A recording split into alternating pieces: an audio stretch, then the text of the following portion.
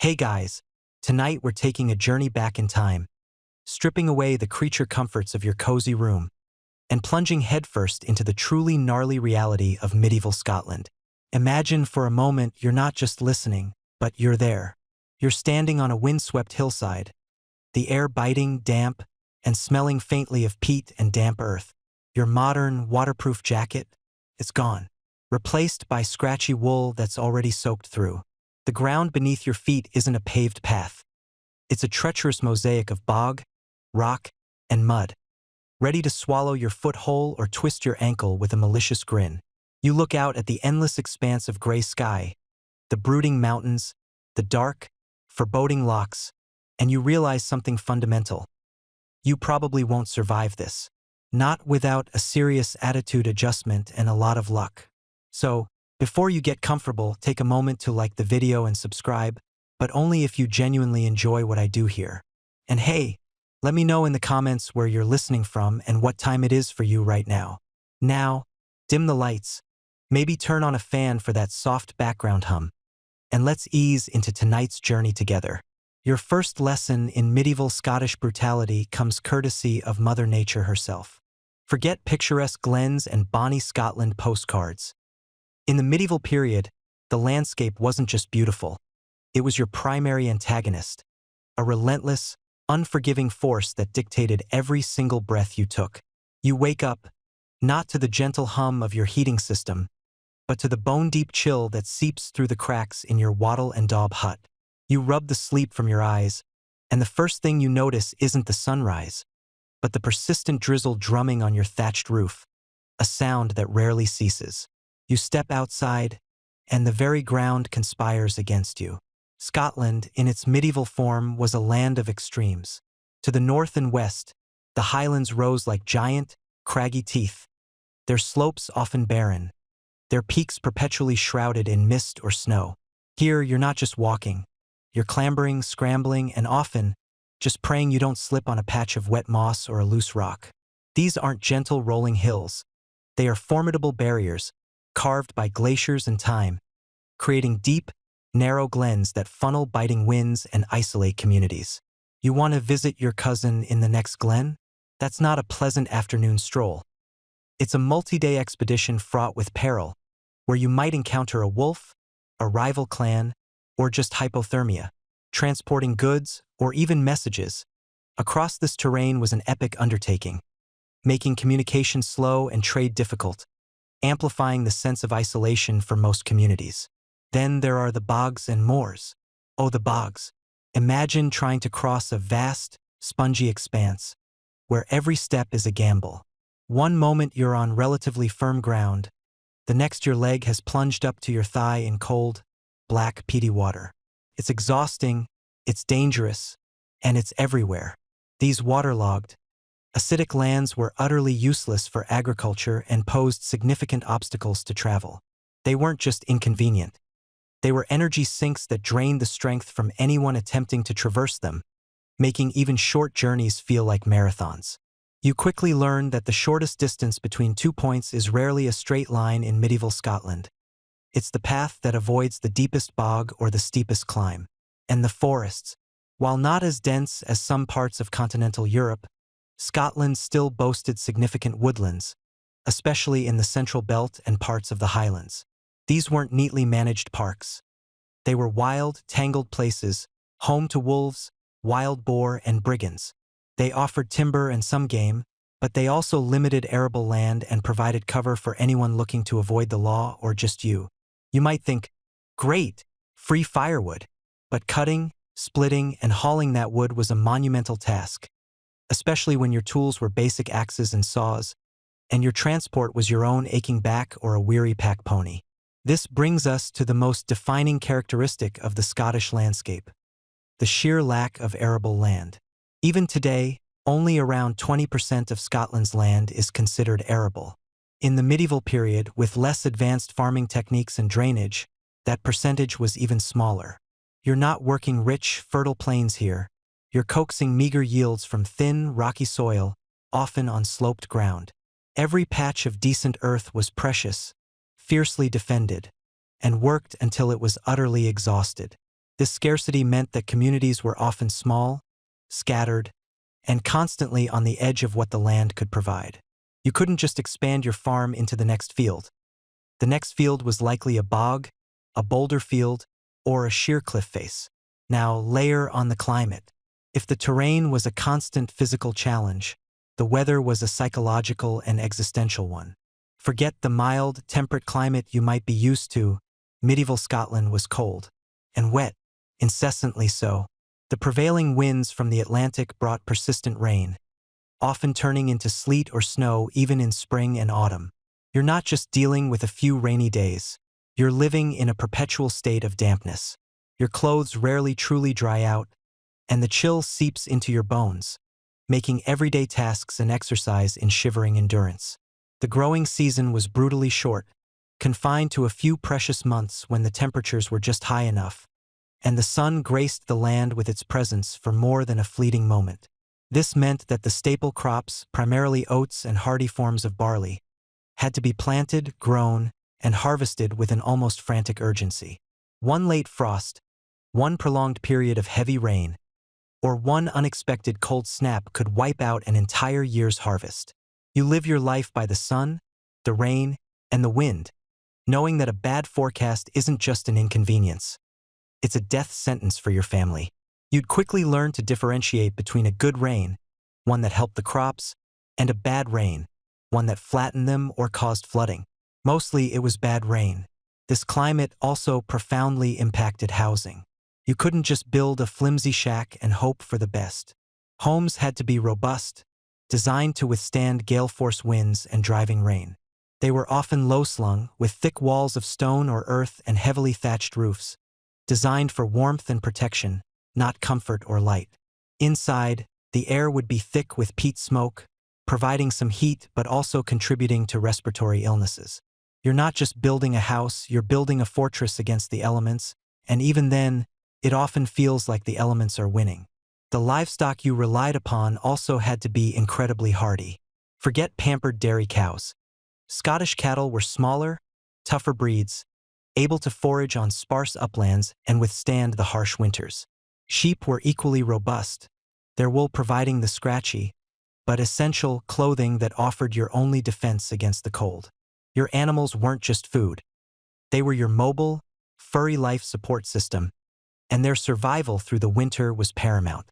You'd spend countless hours tending to them, bringing them indoors when the weather turned truly foul, sharing your meager shelter with their warmth and their aroma. So, how did this landscape and climate dictate survival? Every single action, every decision, every waking moment was a direct response to the environment. Food was scarce and monotonous. Your diet revolved around oats, porridge, oatcakes, maybe some barley, root vegetables if you were lucky enough to grow them, and whatever meager meat or fish you could procure. There were no supermarkets, no imported goods, no exotic spices. You ate what the land grudgingly gave you. And when the land gave nothing, you starved. The constant specter of famine, driven by unpredictable harvests and limited resources, made life a perpetual tightrope walk on the brink of starvation. This constant struggle for basic sustenance meant that the vast majority of your energy was expended just staying alive. You wake up, you toil in the fields, you herd your animals, you gather fuel, you repair your home, all under the watchful, often gray, eye of the sky. There was little time or energy for leisure, for education, or for anything beyond the immediate demands of survival. Your leisure time might involve huddling by a smoky fire, telling stories, or trying to mend your perpetually damp clothing. Historians still argue whether the extreme weather events of the Little Ice Age, which intensified during parts of the medieval period, had a more significant impact on Scottish agriculture than internal political strife. But what's undeniable is that the climate, especially the relentless cold and wet, was a major factor in the widespread use of peat as a fuel source. Peat, essentially compressed, partially decayed plant matter, was abundant in the bogs. Harvesting it was a back-breaking process, involving digging it out of the ground, cutting it into blocks, and then stacking it to dry, a process that could take months. Imagine your modern heating bill, but instead of paying money, you're spending your entire summer vacation literally digging up your fuel from a swamp. It's not exactly a relaxing spa day. One mainstream historical fact that underscores this environmental brutality is the reliance on oats. Unlike wheat, which requires warmer, drier conditions and richer soils, oats are incredibly hardy and can tolerate the colder, wetter, and poorer soils of Scotland. They became the primary cereal crop, not because Scots particularly loved their gruel, but because it was often the only grain that could reliably grow to sustain the population. You ate oats for breakfast, lunch, and dinner. You probably dreamed of oats. If you had a bad harvest, you didn't just go without. You faced starvation. And for a quirky tidbit, medieval Scots, particularly in the Highlands, developed a unique form of footwear called brogues. Though different from modern shoes of that name, these were often simple, untanned leather shoes, perforated with holes. Why holes? To let the water out, because your feet were going to get wet no matter what. There was no escaping the damp. So, rather than trying to keep the water out, which was an impossible task, they designed shoes that allowed it to drain, making them lighter and preventing your feet from staying waterlogged and macerated for too long. It's a testament to the pragmatism born of necessity. If you can't beat the water, just let it flow through your shoes. You'd think they'd invent something like Gore-Tex, but alas, no medieval Amazon Prime for that. So, as you can probably tell, your first encounter with medieval Scotland isn't with a valiant knight or a beautiful lady, but with the very ground beneath your feet and the sky above your head. It's a constant, grinding battle against nature, where every step is an effort, every meal is a triumph, and every day is a testament to sheer, unyielding resilience. This harsh landscape and unforgiving climate didn't just make life difficult.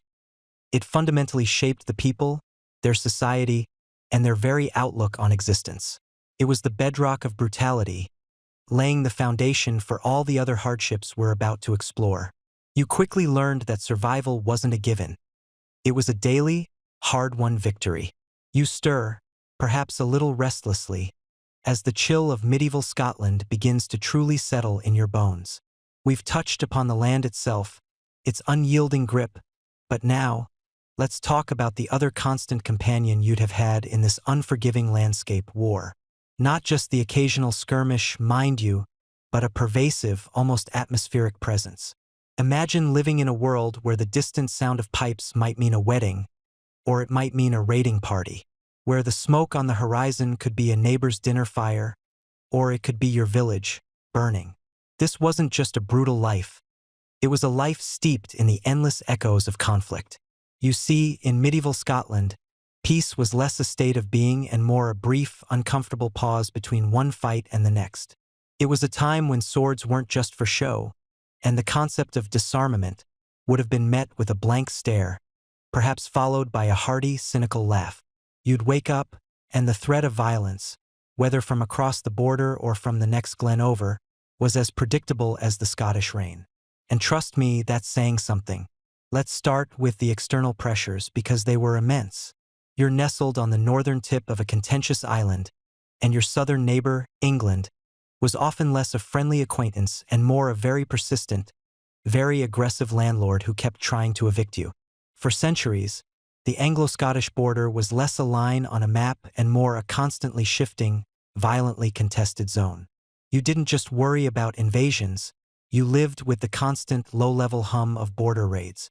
Imagine trying to plant your crops, knowing full well that a band of riders might sweep through next week, not just to steal your harvest, but to burn your home and drive off your cattle. It's like trying to bake a cake while someone keeps throwing flour in your face.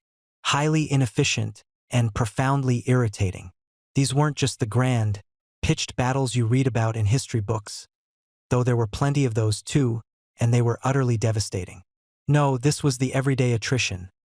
The burning of farms, the seizing of livestock, the abduction of people for ransom. Your very existence was a gamble against the next raid. You'd build a wooden house, probably, and then watch it go up in smoke. Then you'd rebuild it, because what else are you going to do? And then, very likely, you'd watch it burn again. It was a truly Sisyphean task, only with more fire and less boulder rolling. But external threats, as terrifying as they were only half the story. Medieval Scotland was also a hotbed of internal strife. The king, when there was one, often struggled to impose his will across the entire realm. power was diffuse, held by powerful lords and chieftains who ruled their own territories with a considerable degree of autonomy. And these lords? Well, they often had their own ideas about who should hold power, who owned what land, and whose cattle were fair game. So, you had kings struggling with rebellious nobles, nobles feuding with other nobles, and even lesser lairds locked in bitter, generations-long disputes. It was like a perpetual, very serious family squabble, except instead of passive-aggressive comments at Christmas dinner, you had armed retinues burning each other's castles. The lack of a strong, centralized authority meant that disputes, instead of being settled in a courtroom, were often settled on the battlefield or in a swift, brutal ambush. One common, though perhaps less glamorous, form of this internal conflict was the cray, essentially a large-scale cattle raid. These weren't just opportunistic thefts by a few desperate individuals. These were often organized expeditions, sometimes involving hundreds of men, aimed at seizing a rival's most valuable asset, their livestock. You might think, oh, cattle rustling, how quaint. But imagine your entire family's wealth, your very survival, tied up in a herd of cows, and then imagine a war band descending on your glen, driving them off, and leaving you with nothing but the smoke of your burning byre. It was a brutal form of economic warfare, designed to impoverish and humble your enemies. And it happened all the time. This constant state of readiness, this expectation of conflict, permeated every aspect of society. You weren't just a farmer. You were a farmer who might need to grab a spear at a moment's notice. You weren't just a weaver. You were a weaver whose husband or son might be called away to fight for their lord, leaving you to manage alone. The feudal system, which we'll explore more deeply later, was fundamentally built on military service. Your very place in society was often defined by your obligation to fight or to support those who did. Your liege lord wasn't just your landlord. He was your commander-in-chief. And when he called, you answered or faced dire consequences. It was less a suggestion, more a stern, unyielding demand. The psychological toll of this pervasive violence must have been immense. Imagine living with a constant, low-grade anxiety, knowing that at any moment your world could be turned upside down. You'd see the scars on the land, the ruins of castles, the abandoned fields, the empty hearths, and they would serve as a constant, grim reminder of war's destructive power. Every new child born was another mouth to feed in a precarious world, another life to protect from the ever-present threat of violence. Life expectancy was already shockingly low, and war certainly didn't help matters. This culture of conflict also meant that martial prowess was highly valued. To be a good fighter, to be brave in battle, these were qualities that commanded respect and ensured survival. Boys would have been trained from a young age in the use of weapons, in riding, in the art of war. It wasn't a hobby. It was a necessary life skill. It's like how today you learn to use a computer. Back then, you learned to swing a sword without accidentally taking off your own foot, which, frankly, sounds like a much more exciting, if significantly more dangerous, vocational training. The sheer instability generated by this endless cycle of external invasions and internal feuds choked off any real chance for long-term economic development. Why invest in building a grand bridge or a bustling market town if it's just going to be destroyed in the next skirmish? Trade routes were perilous, travel was risky, and the constant diversion of resources and manpower towards military endeavors meant that other aspects of society, education, arts, infrastructure, often languished. It's hard to focus on building libraries when you're constantly rebuilding your fortifications. Historians still debate whether the constant need for military readiness truly fostered a unique Scottish martial identity, or simply perpetuated a cycle of violence that hindered long-term development. Was it a crucible that forged resilience and a fierce sense of national pride, or a perpetual drain that kept Scotland from reaching its full potential? It's a question that echoes through the centuries, much like the distant clang of steel on steel that would have been a familiar sound in medieval Scottish life. So, as you drift off, try to imagine the weight of that constant threat. The air thick with uncertainty, the ground beneath your feet often soaked in the blood of past conflicts. It wasn't just individual battles that made life brutal. It was the ever-present possibility of them, shaping every decision, every dream, and every single day. The echoes of war weren't just in the past. They were a constant, chilling soundtrack to your very existence. The first tendrils of dawn are barely painting the eastern sky, a sliver of gray light seeping through the gaps in your wattle and daub hut. You stir on your straw mattress, the rough wool blanket doing little to ward off the persistent chill that seems to cling to every medieval morning. Your muscles already ache, a familiar thrumming companion from yesterday's back-breaking labor, and the thought of the day ahead settles like a stone in your gut. This isn't just about the physical grind, though that's certainly a major player. No, what truly weighs you down, what truly binds you, is something far less tangible, yet infinitely more powerful. The invisible yet iron-strong chains of the feudal system. Imagine, for a moment, that feeling of waking up, not in your own home, but in a property that isn't really yours, on land that isn't truly yours, and knowing that your very existence, your daily bread, and even your future are entirely at the whim of someone else. That's the reality for most people in medieval Scotland. You are not a free agent. You are a cog in a vast, intricate, and deeply rigid machine, designed to extract every ounce of your labor and loyalty for the benefit of those above you. At the very top of this towering social pyramid sits the king, the ultimate landlord, who theoretically owns all the land. He grants vast tracts of it to his most powerful nobles, the earls and barons, in exchange for their unwavering loyalty, military service, and financial support. These great lords, in turn, subdivide their lands, granting smaller portions to knights or lesser nobles, who then owe them similar fealty and service. And where do you fit in? Right at the very bottom, in the broad, sprawling base of this human pyramid. You are, in essence, part of the land itself. For you, a humble peasant, often a nativist or bondman, your life is inextricably tied to the soil you work. This isn't a job you can quit, nor a tenancy you can simply walk away from. Oh, if only it were that simple. You are bound to the estate, to the manor, and most critically, to the lord who owns it. Your identity is literally defined by your location. You are not just you. You are you from Sir Duncan's estate. And leaving? Well, that's not really an option. Not without your lord's express permission, which is about as likely as finding a unicorn grazing in your turnip patch. This lack of mobility is a cornerstone of the feudal system, a mainstream historical fact that underscores the complete absence of personal freedom. You are, quite literally, part of the furniture, albeit a very active and productive piece of furniture. Your days are not your own. You wake up, and immediately your thoughts turn to the demands of the Lord. Your own small, usually meager, plot of land provides the food for your family, but a significant portion of your week, often 2 or 3 days, is dedicated entirely to working the Lord's domain, his personal lands. You trudge out to the fields, the heavy, damp Scottish air biting at your exposed skin, and you spend hours, days, weeks, plowing, sowing, weeding, and harvesting his crops. You feel the strain in your back, the calluses forming on your hands, the sweat stinging your eyes, all knowing that the fruits of this particular labor will not fill your family's bellies, but the Lord's granaries. It's a relentless grind, a physical manifestation of those invisible chains, reminding you constantly of your subordinate position. Imagine clocking in for a full-time job but only getting paid for half of it, and the other half just vanishes into someone else's pocket. That's pretty much your feudal work schedule.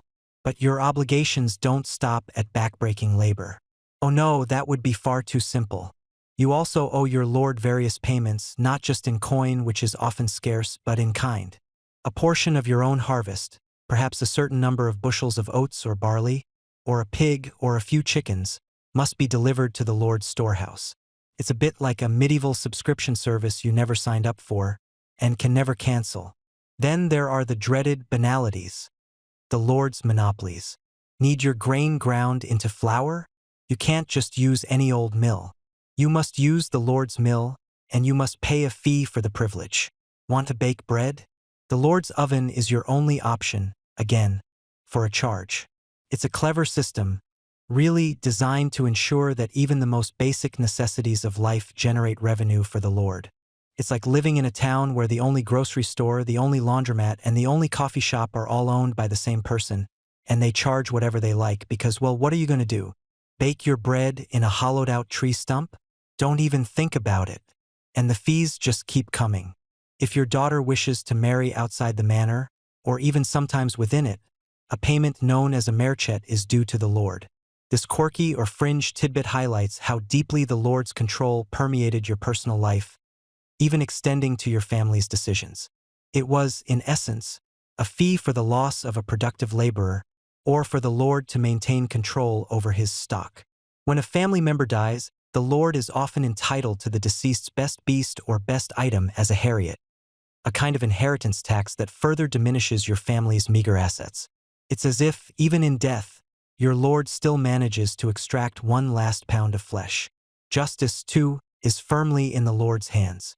If you have a dispute with a neighbor, or if you are accused of wrongdoing, it is the lord's court, overseen by his bailiff, that hears the case.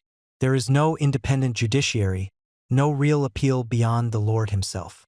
Your rights are minimal, and your voice, if heard at all, carries little weight against the power and influence of your master. The concept of due process as we understand it simply doesn't exist. Your lord is judge, jury, and often executioner, or at least the one who sanctions the punishment. This rigid system meant there was virtually no social mobility. You were born a peasant, and you would almost certainly die a peasant. The idea of pulling yourself up by your bootstraps was a cruel joke in a world where your boots were tied firmly to the land, and your lord held the laces. There were rare exceptions. Perhaps a particularly clever or lucky individual might find a place in a burg, a town, where some freedoms existed, or join the church, but for the vast majority, their destiny was sealed at birth. The feudal system in Scotland, while sharing many characteristics with its counterparts in England and continental Europe, also had its own nuances. While the Norman influence after the 11th century certainly solidified feudal structures, especially in the lowlands, elements of older Celtic systems, like kinship-based clan structures, persisted, particularly in the Highlands. This created a complex tapestry where feudal land tenure sometimes intersected, and sometimes clashed, with traditional allegiances. Historians still argue whether the feudal system was as pervasive and uniformly applied across all of Scotland, or if pockets of older, less structured landholding and social systems endured, particularly in the more remote regions. The degree of unfreedom for serfs or nativi might have also varied regionally, adding layers to an already complicated picture. The psychological impact of these feudal chains is profound. You live with a constant undercurrent of anxiety and resignation. There's the fear of a bad harvest, not just for your own family, but because it might mean you can't pay your dues to the lord, leading to harsh penalties. There's the fear of the lord's displeasure, of arbitrary fines, or worse. You learn to be deferential, to keep your head down, to accept your lot, because what alternative is there? The world beyond your manor is largely unknown, and the consequences of defiance are too dire to contemplate. You are not truly master of your own time, your own labor, or even your own family's future. You are a resource, a unit of production, bound by an unwritten contract that heavily favors one party. The concept of personal growth in this era isn't about self-improvement or pursuing your dreams. It's about growing enough grain to survive, growing your family to provide more labor, and growing old enough to pass on your meager plot to your children, who will then inherit the exact same set of invisible chains. It's a cycle of perpetual obligation, where your life's purpose is largely defined by the needs of your lord. So, as you finally drag yourself out of your bed, the cold floor meeting your bare feet, you don't just feel the chill of the morning air. You feel the weight of centuries of tradition, of law, of power pressing down on you. You are a piece of property, a provider of service, a life lived not for yourself, but for your master. And that, in itself, is a brutal reality, a deep and inescapable lack of freedom that defined the existence of most in medieval Scotland. So, you've navigated the unforgiving landscape, sidestepped a few skirmishes, and learned to bow or curtsy, just so to your feudal lord. Life is still a relentless grind, but what happens when you step out of line? When a neighbor's pig wanders into your field one too many times, or a heated argument over a boundary marker escalates beyond shouting. Welcome, my dear sleep seeker, to the wonderfully bewildering and often utterly brutal world of medieval Scottish justice. It's not quite the orderly courtrooms and polite arguments you might be used to seeing on your favorite legal dramas. Oh no. Picture this: less law and order, more, well, lord and disorder. You see, the first thing you need to understand is that there wasn't a neat, unified legal system stretching its protective, if somewhat iron-fisted, hand across the entirety of Scotland. Forget the idea of one Supreme Court ruling over all. Instead, justice was a patchwork quilt, and some of those patches were very, very prickly. You lived, for the most part, under the immediate authority of your local lord. His word, in many cases, was law. He held a barony court, a kind of neighborhood watch, but with much higher stakes and far less tea and biscuits. Here, he or his appointed bailiff would hear cases ranging from minor disputes over property to more serious accusations of theft or assault. And this is where the arbitrary nature truly begins to settle in, like a damp Highland mist. Your lord's justice might be swift, but was it always fair? Well, that often depended on his mood, his personal relationship with you, or perhaps how much influence your family had in the local community. Imagine trying to navigate medieval Scottish law without a local lord's favor. It was a bit like trying to assemble IKEA furniture with only a spoon and a very vague diagram. You were probably going to end up with something wonky and a lot of frustration, or more likely a trip to the stocks. Beyond the barony courts, you also had the burgh courts if you lived in a town, which dealt with urban issues, and the royal courts, presided over by the king's justiciars. These royal courts were meant to be the highest authority, traveling circuits to hear serious pleas, but they were often distant, slow, and their reach didn't always extend effectively into the more remote or fiercely independent parts of the country. So, while the king might technically be the fount of all justice, for most of your daily life, your lord was the one holding the scales, and sometimes, he'd already decided which way they were tipping. Proving your innocence, or someone else's guilt, wasn't a matter of DNA evidence or elaborate forensic analysis. Oh, wouldn't that have been a delightful modern convenience for medieval Scots? Instead, you might rely on compurgation, where you'd bring a certain number of oath helpers, usually respected members of the community, to swear to your good character, essentially vouching for your truthfulness. It was less about hard facts and more about reputation and community standing. Think of it as a medieval popularity contest, only the loser might lose more than just bragging rights. And speaking of losing things, let's talk about punishment. Because when justice, however it was arrived at, finally caught up with you, it did so with a remarkably cruel hand. Fines were common if you had the means to pay them, but if your purse was empty, things got much, much worse. For minor offenses, you might find yourself in the stocks or the pillory, subjected to public humiliation. Imagine standing there, your head and hands locked, as the townspeople, perhaps armed with rotten vegetables or worse, gathered to express their disapproval. It was the ultimate bad Yelp review for your neighbor, only instead of a 1-star rating, it was a public shaming that left a lasting scar on your reputation. But that was just for the small stuff. If you were caught stealing, especially something valuable, you might face mutilation. Losing a hand or an ear was not uncommon. This wasn't just punishment. It was a permanent, visible brand, a living warning to everyone else in the community. You carried your crime on your body for the rest of your days, a constant reminder of the severity of medieval law. If you thought getting a parking ticket was annoying, imagine having your hand chopped off for stealing a loaf of bread. Suddenly, that parking ticket doesn't seem so bad, does it? Just a little perspective for your Monday. For the most serious crimes, murder, treason, widespread theft, or even repeated minor offenses, the punishment was often death.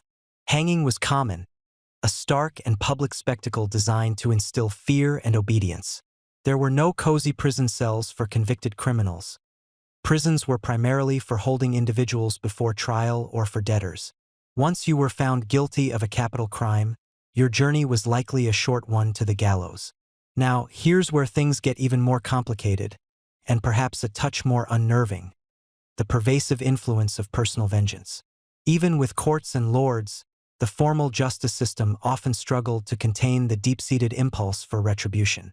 If your family member was wronged, killed, or seriously injured, and the official channels failed to provide what was considered adequate justice, you might feel honor-bound to take matters into your own hands.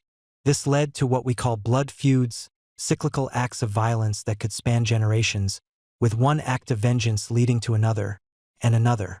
The idea of composition or blood money did exist. This was a payment made to the victim's family to atone for a crime, particularly homicide, in an attempt to prevent a feud from erupting. It was, in theory, a way to put a price on peace and avoid endless bloodshed. However, it wasn't always accepted. Sometimes the need for direct vengeance, for honor to be satisfied through a direct act of retribution, was simply too strong. This was especially true in the Highlands and the borders, where clan loyalties and a fierce sense of personal honor often superseded the king's law. A rather curious aspect of this arbitrary legal landscape was the role of doomsmen, or suit judges, in some local courts. These weren't necessarily trained legal professionals in the modern sense.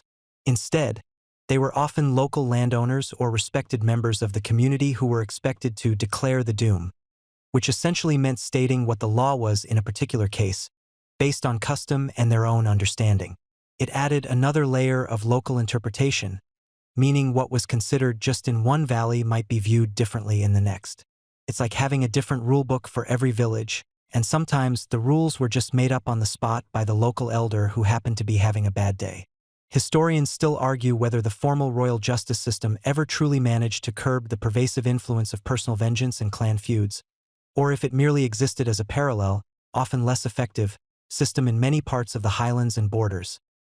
This tension between official law and ingrained custom meant that even when a verdict was delivered, it didn't always mean the end of the conflict.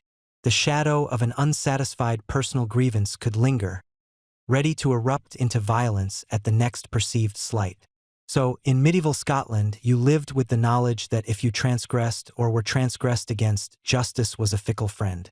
It could be swift and brutal, public and humiliating, or it could simply be bypassed entirely in favor of a bloody, drawn-out feud. The law was a tool, wielded by lords to maintain order and authority, rather than a universal shield protecting individual rights. And for the vast majority of people, the system was not there to protect you from hardship, but to punish you for failing to endure it quietly. You simply hoped that your lord was a benevolent one, and that your neighbors were too busy with their own struggles to cause too much trouble. You wake with a cough that rattles your bones, a dry, rasping sound that feels like sandpaper scraping your throat. Your head throbs, and your limbs are heavy, as if filled with lead. You try to push yourself up, but a wave of nausea washes over you, threatening to capsize your already feeble constitution. This isn't just a bad day. This is a medieval Tuesday, and you, my friend, are likely just one more victim in the silent war that raged relentlessly through every Scottish village, every clan stronghold, every bustling burg. This is the world of disease, a pervasive, invisible enemy against which medieval Scots had virtually no defense. Imagine, if you will, living in a time before anyone understood what a germ was, before antibiotics, before vaccines, before even the most basic understanding of hygiene. It's like playing a video game on the hardest difficulty, but the game is your actual life, and the enemies are microscopic, invisible, and utterly merciless. Every cut, every scrape, every cough, every fever was a potential death sentence. That little paper cut you got last week? In medieval Scotland, without proper sterilization or even the concept of it, that could become a festering infection, turning your finger into a swollen, black mess, eventually leading to a fever that consumed you entirely. You wouldn't just lose a finger, you could lose your life. The air itself often felt thick with the scent of sickness, unwashed bodies, stagnant water, the faint, cloying sweetness of decay, and the sharp tang of wood smoke struggling to mask it all. You learn to live with a persistent low hum of ill health in the background, like an uninvited guest who simply never leaves. Your stomach might always be a little off, your teeth might ache with an unending dull throb, and your skin might constantly itch with various unidentifiable rashes. It's not just the big, dramatic plagues that make life brutal. It's the constant, grinding attrition of everyday ailments. A simple cold, which today you'd shrug off with a hot drink and a day off work, could quickly descend into pneumonia, leaving you gasping for breath, your lungs filling with fluid, your body racked with chills and fever. There was no urgent care clinic, no pharmacy, no comforting doctor's visit. Just you, your family, and perhaps a local healer armed with little more than folklore and desperation. Then, of course, there were the heavy hitters, the true titans of terror. The most infamous, the mainstream historical fact that looms largest in this grim narrative is undoubtedly the Black Death. When this devastating plague arrived in Scotland around 1349, it didn't just sweep through, it annihilated. Carried by fleas on rats, it brought with it an unimaginable horror. You would witness neighbors, friends, and family members fall ill with shocking speed. First, the chills and fever, then the telltale buboes, swollen, painful lymph nodes, often in the groin, armpit, or neck, turning black and oozing. The disease was so virulent that many died within days, sometimes even hours, of symptoms appearing. Imagine the sheer terror, the absolute powerlessness, as you watched your world empty out around you. Entire villages could be depopulated, fields left untended, and the social fabric ripped apart. Scotland, like the rest of Europe, lost an unfathomable proportion of its population to this silent scythe. Some estimates suggest that perhaps a third to half of the population perished, though historians still debate the exact mortality rate of the Black Death in Scotland, given the scarcity of precise records from that tumultuous period. It wasn't just a pandemic. It was an existential crisis that scarred the collective memory for generations. But the Black Death wasn't a one-off event. It was just the most dramatic act in a long, tragic play. Smallpox, typhus, dysentery, measles, influenza, these were regular visitors, often arriving with trade ships or returning soldiers, sweeping through communities already weakened by poor nutrition and hard living. Dysentery, for instance, often called the bloody flux, was a common killer, especially in crowded, unsanitary conditions. You'd experience severe abdominal pain, high fever, and relentless, bloody diarrhea, leading rapidly to dehydration and death. Think about how careful you are today with food hygiene, washing your hands, and filtering your water. In medieval Scotland, such concepts were alien. Water sources were often contaminated by human and animal waste, and food preservation was rudimentary at best. It's almost as if every meal was a lottery ticket and the prize was, well, not getting sick. And what about the medical knowledge of the time? Well, that's where things get really interesting, and by interesting, I mean often terrifyingly ineffective. The prevailing medical theory was the Hippocratic concept of the four humors: blood, phlegm, yellow bile, and black bile. The belief was that you were healthy when these humors were in perfect balance. If you were sick, it meant one or more of them were out of whack. So what was the solution? To rebalance them, of course. This often involved practices like bloodletting, cutting a vein or applying leeches to drain excess blood. Feeling a bit feverish? Let's just remove a pint or two of that fiery blood. That'll cool you down. Feeling sluggish?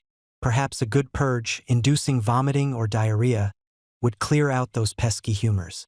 It's like trying to fix a complex piece of machinery by just randomly hitting it with a hammer, hoping for the best.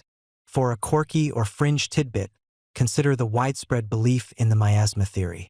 While we understand germ theory today, that tiny, invisible microorganisms cause disease, medieval Scots, like many across Europe, believed diseases were caused by bad air or miasma. This foul air was thought to emanate from decaying matter, swamps, or even unwashed bodies. So, a common cure for plague or other illnesses might involve carrying sweet-smelling herbs, burning aromatic woods, or even stuffing your nose with posies. Hence, Ring Around the Rosie, a morbid nursery rhyme often associated with the Black Death. The logic was, if the bad smells cause the disease, then good smells must ward it off. You'd find yourself trying to breathe in the scent of lavender or rosemary while your body was literally shutting down from a bacterial infection. It's a bit like trying to stop a charging bull by politely asking it to reconsider its life choices. The medical practitioners themselves ranged from the highly educated, though still operating under flawed theories, physicians, who mostly served the wealthy, to local healers, barbers, and wise women, who served everyone else. Barbers, for instance, often doubled as surgeons, performing operations like tooth extractions or setting broken bones. Their tools were basic, their understanding of anatomy limited, and their concept of sterility non-existent. Imagine having a tooth pulled by someone who also just gave your neighbor a haircut, using the same unwashed instruments. You'd probably just pray the tooth fell out on its own. Childbirth was another incredibly perilous event. Without modern obstetric care, infections were rampant, and both mother and child faced immense risks. Infant mortality rates were shockingly high, a sobering reality we'll touch on more later, but it's a direct consequence of the brutal medical landscape. Many children simply didn't survive their first year, succumbing to illnesses that today we consider minor inconveniences. It wasn't uncommon for a family to have many children, knowing that only a few might live to adulthood. It was a constant, heartbreaking lottery. Even seemingly minor conditions could escalate quickly. A simple splinter could lead to tetanus. A sore throat could become diphtheria. A common cold could become a deadly pneumonia. The lack of effective pain relief meant that suffering was often prolonged and agonizing. Imagine trying to sleep through the night with a raging fever, your body aching, your throat on fire, and no paracetamol or ibuprofen in sight. You just had to endure it, hoping your body's own defenses, coupled with perhaps a well-intentioned but often useless herbal concoction, would be enough. Herbal remedies were, of course, a cornerstone of medieval medicine. Some herbs did indeed possess genuine medicinal properties, offering mild relief for pain or aiding digestion. Willow bark, for example, contains salicin, a precursor to aspirin, so chewing on it might have offered some pain relief. But these were often hit or miss, and the dosage was pure guesswork. Other remedies were based on pure superstition or sympathetic magic, like eating certain animal organs to cure ailments of those same organs, or wearing specific amulets. You might be told to wear a dried toad around your neck to ward off the plague. I mean, it certainly would ward off most dinner guests, wouldn't it? But alas, not the plague. The impact of disease wasn't just personal. It was societal. Outbreaks could cripple an economy, leaving fields unplanted and trade routes deserted. They could decimate armies, sometimes even more effectively than enemy swords. The constant threat of illness shaped daily decisions, influenced religious beliefs, and reinforced the feeling of humanity's vulnerability in the face of uncontrollable forces. When you have no scientific explanation, you turn to the divine or to the superstitious. Prayers, pilgrimages, and penitence were often seen as the only true defense against the wrath of a god who might be sending plague as punishment. So, when you consider the brutality of life in medieval Scotland, don't just think of the swords and the battles. Think of the silent, unseen enemy that stalked every home, every village, every life. Think of the constant fear, the pervasive weakness, the agonizing pain, and the almost complete lack of effective help. It was a world where every breath felt like a gamble, and death was an ever-present, uninvited companion, lurking just around the corner, ready to claim its next victim with an invisible, silent scythe. It truly was a brutal existence, made all the more so by the relentless, unyielding assault of disease. You wake with a familiar, hollow ache in your stomach, a quiet gnawing that has become as much a part of your morning ritual as the damp chill seeping through the walls of your humble dwelling. This isn't just the feeling of having skipped breakfast. This is the low thrum of chronic insufficiency, the constant, background music of medieval Scottish life. You exist perpetually on the precipice of starvation. It's a tightrope walk, and beneath you, the chasm is always open, always waiting. Imagine, if you will, living in a world where the supermarket shelves are not just occasionally bare, but where the very concept of a reliable food supply is a whimsical fantasy. Your life, your family's survival, hinges on one thing, and one thing only: the harvest. And in medieval Scotland, that harvest was, to put it mildly, a bit of a diva. Unpredictable, temperamental, and prone to dramatic collapses. You are a farmer like most everyone you know. Your hands are calloused, your back perpetually sore from tilling the unforgiving soil. You plant your oats, your barley, maybe a few scraggly beans if you're lucky enough to have the seeds. You watch the skies with an intensity that would make a modern meteorologist blush, because every drop of rain, every ray of sun, holds the key to your existence. Too much rain, your crops rot in the ground. Not enough, they wither and die. A late frost? Gone. An early snow? See you next year, maybe. It's like playing a high-stakes game of agricultural roulette, but with your very life as the chip. And the house, in this case, is nature itself, which, frankly, doesn't seem to be in a particularly generous mood. The land itself isn't exactly famous for its boundless generosity. Much of Scotland is mountainous, boggy, or just plain rocky. Arable land, the kind that actually likes growing things, is a precious commodity, often confined to the more fertile river valleys and coastal plains. But even there, the growing season is short, the climate often cold and wet, and the soil, after centuries of primitive farming techniques, is often exhausted. You have no fancy fertilizers, no genetically modified supercrops designed to withstand a rogue blizzard. You have your ox, your ard, a basic plow that scratches the surface rather than turning the soil, and a fervent hope that the saints are looking kindly upon your patch of earth. And then there are the pests. Oh, the pests! Imagine working tirelessly for months, watching your precious grains grow, only for a swarm of locusts, or more commonly, hungry rats, mice, and various creepy crawlies, to descend and devour your future in a matter of days. It's enough to make you want to pack it all in and become a professional moss collector. If only moss were more filling. Even the birds, which seem so charming when they're tweeting outside your window now, were once viewed with a suspicious eye, potential aerial marauders of your carefully cultivated livelihood. You'd spend hours chasing them off, a human scarecrow, your voice hoarse from shouting, your arms aching from waving. It's a full-time job, this farming gig, with no sick days, no holidays, and a boss, Mother Nature, who has a truly unpredictable performance review system. The sheer lack of diversity in the medieval Scottish diet was another massive vulnerability. Your staples were oats and barley primarily. If these failed, you were in truly dire straits. There weren't many alternative crops to fall back on.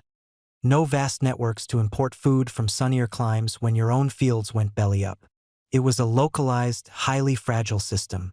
When one community's crops failed, their neighbors were likely facing the same grim reality, making mutual aid a desperate, often impossible, proposition. You couldn't just pop down to the farmer's market for some artisanal kale and quinoa. You ate what grew or you didn't eat at all. This constant brinkmanship created a profound sense of anxiety that permeated every aspect of life. You didn't just worry about what you'd eat tomorrow, you worried about what you'd eat next year. Every good harvest was a temporary reprieve, a chance to rebuild meager stores, but never a guarantee of future plenty. It was like getting a small bonus at work, knowing full well your main income stream could vanish at any moment. You hoarded, you rationed, you stretched every last grain. Even the concept of waste was almost a moral failing. Every scrap had value. You learned to make do with less, to feel full on air and hope, mostly air.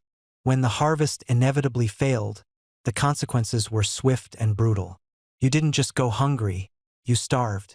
Your body, already weakened by constant toil and meager nutrition, began to consume itself. Your muscles wasted away, your skin became papery, your eyes sank deep into their sockets. You became susceptible to every passing cough and sniffle, which could quickly turn deadly. Disease, as we'll discuss later, loved a weakened host, and famine provided an open invitation. You'd see your neighbors, your friends, your own family members slowly fade away, their strength ebbing, their spirits dimming. It was a slow, agonizing process, a quiet tragedy played out in countless homes across the land. One of the most devastating examples of this was the Great Famine of 1315 to 1317, a mainstream historical fact that swept across much of Europe, including Scotland. Imagine 3 years of relentless rain, failed harvests, and widespread starvation. The ground was so waterlogged that planting was impossible, and what little did grow simply rotted. People ate whatever they could find. Roots, bark, even clay in desperation.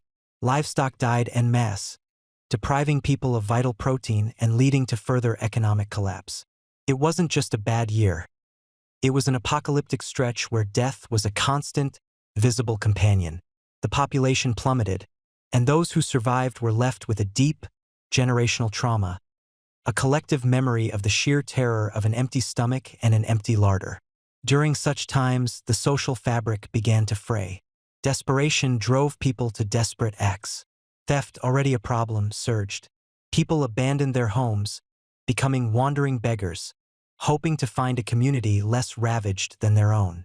Children were sometimes abandoned, a heartbreaking choice made by parents who simply could not feed them, hoping they might find mercy elsewhere. It was a stark reminder of how thin the veneer of civilization could be when the most basic human need, food, was denied. You might be wondering, what did people eat when the grain ran out? Well, the answer often ventured into the realm of the unusual. While not a daily occurrence, a quirky or fringe tidbit is the historical accounts of people resorting to eating things like nettles, wild greens that might offer some meager nutrition, but often led to stomach upset. Or, in the direst circumstances, even less palatable things like tree bark or famine bread made from ground acorns mixed with whatever meager flour was available, sometimes even clay or sawdust to add bulk. It wasn't exactly a gourmet experience, more like a desperate attempt to trick the body into feeling full, if only for a moment. You'd be surprised what your palate can adapt to when the alternative is nothing at all. Forget your 5 a day. You were lucky if you got 1 a week, and that one might be a rather grumpy-looking turnip. The very structure of medieval society, the feudal system we touched upon earlier, also played its part in exacerbating famine. You, as a peasant, owed a significant portion of your harvest to your lord in rents and dues. This meant that even in a good year, your own stores were limited. In a bad year, you still had to meet your obligations, leaving you with even less for your own family. The lords, with their larger landholdings and ability to command resources, might weather a famine better, but even they weren't immune.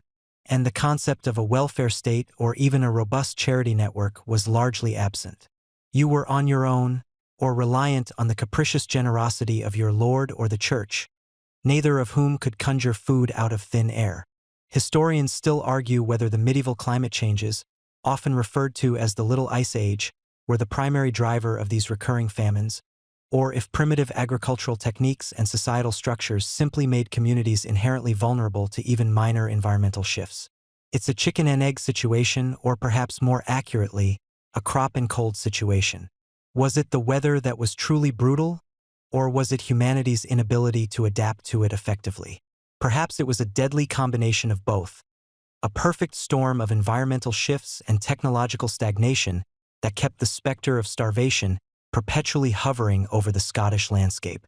You learn to live with this constant fear. It shapes your decisions, dictates your labor, and profoundly influences your outlook on life. Every sunny day is a blessing, every persistent drizzle a curse. You develop an almost spiritual connection to the land, not out of romanticism, but out of sheer, desperate necessity.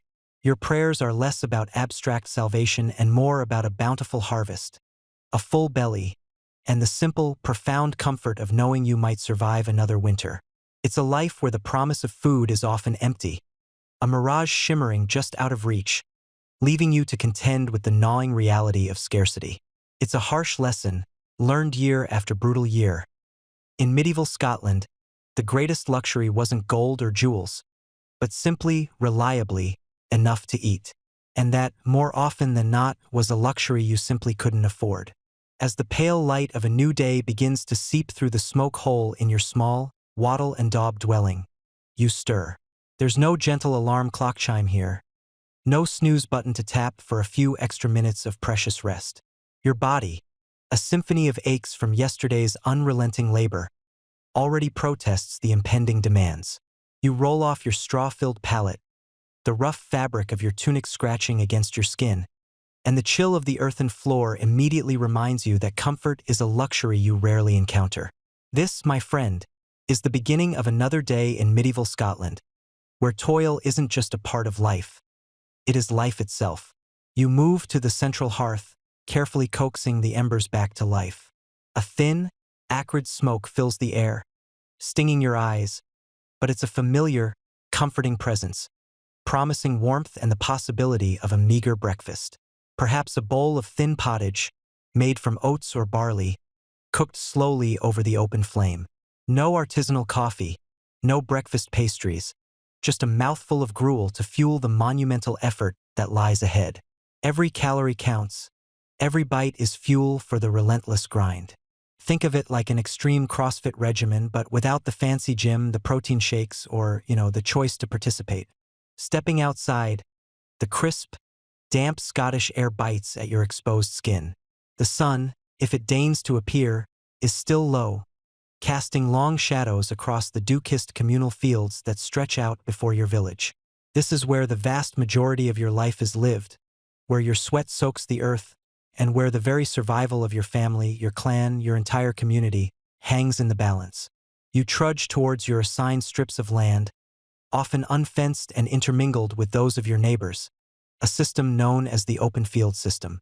This mainstream historical fact meant that while everyone shared the burden, everyone also shared the risks, and the timing of crucial tasks like plowing and harvesting was often dictated by communal agreement or the Lord's decree. Your tools are primitive, yet they are extensions of your very being. There's no hum of machinery, no hydraulic lifts, no automated anything. If you're fortunate, you might have access to an ard, a simple wooden scratch plow, pulled by a pair of sturdy oxen, if you own them, or if you can borrow or pool resources with others. Guiding that ard, feeling the resistance of the soil, the constant battle against embedded stones and stubborn roots, is a full-body workout that never ends. Your shoulders burn, your back screams, and your hands, calloused and rough, develop blisters that constantly threaten to burst. You aren't just turning soil. You are wrestling with the very earth, coaxing it to yield. If an ard is beyond your means, then it's the spade, a heavy, often iron-tipped wooden tool that becomes your closest companion. Imagine digging, turning over clod after clod of heavy, often waterlogged soil, day after day, week after week, simply to prepare the ground for planting. The slow, arduous, and utterly exhausting. Your smartwatch would just tell you, still alive? Good. Keep working. Once the ground is prepared, the seeds must be sown.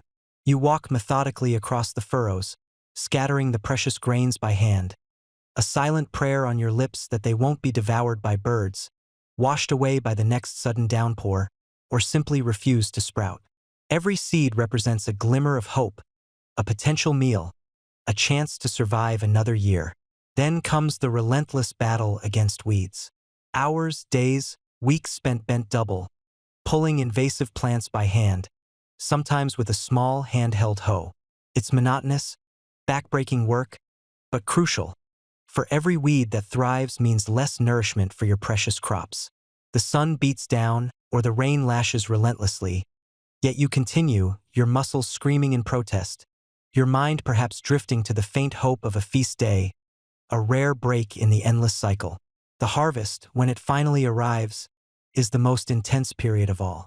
It's a race against time and the elements. Every able body, from the youngest child capable of scaring away birds to the oldest grandparent, is out in the fields.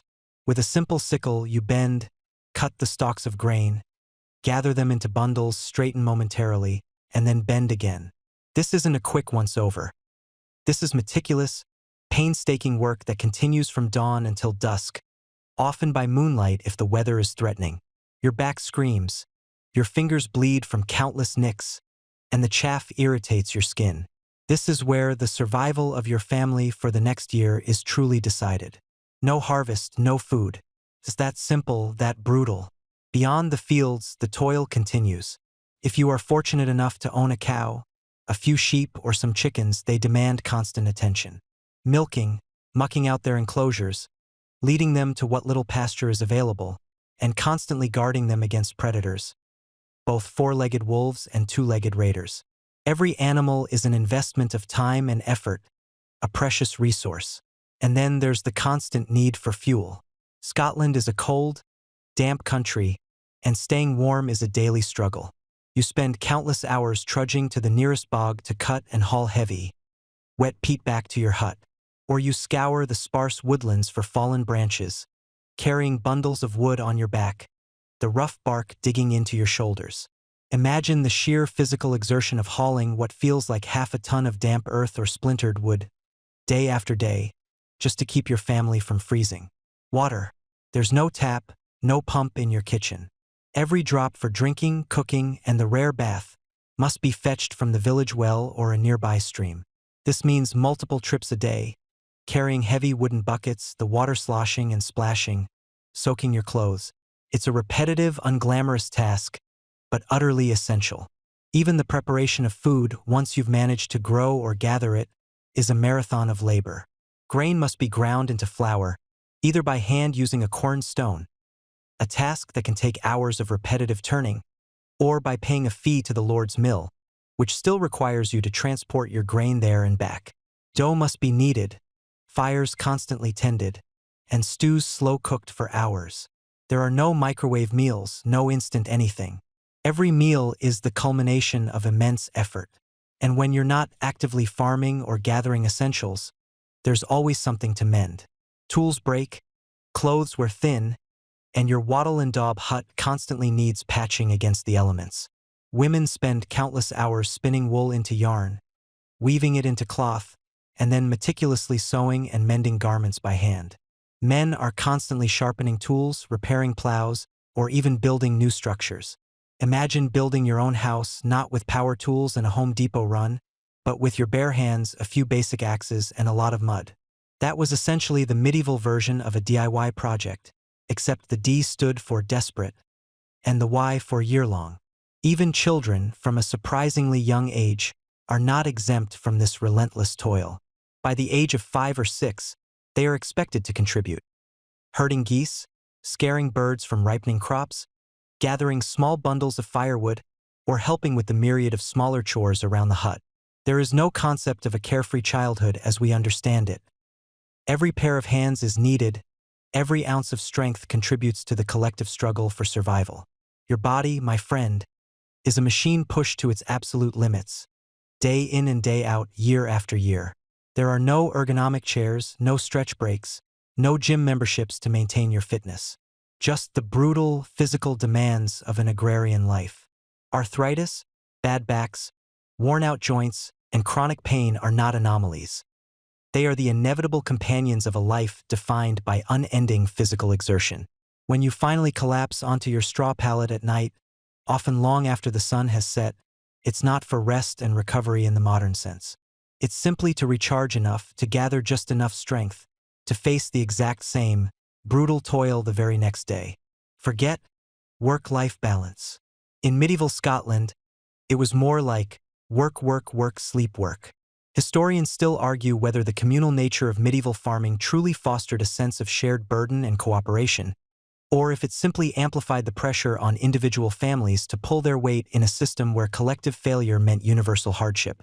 What is undeniable, however, is that life for the vast majority of Scots was defined by a profound and relentless physical grind, a constant battle against the elements and the demands of subsistence, shaping bodies and minds alike into an unyielding testament to human endurance. And so, as you trudge through the mud-caked lanes of medieval Scotland, the chill wind biting at your exposed skin, you might think the physical hardships are the only battles you face. But no, dear listener, the true, unending war is often waged not on the battlefield, but within the very confines of your own mind, in the quiet, shadowed corners of your home, and in the grand, echoing spaces of the church. Here, fear, faith, and superstition weren't just abstract concepts.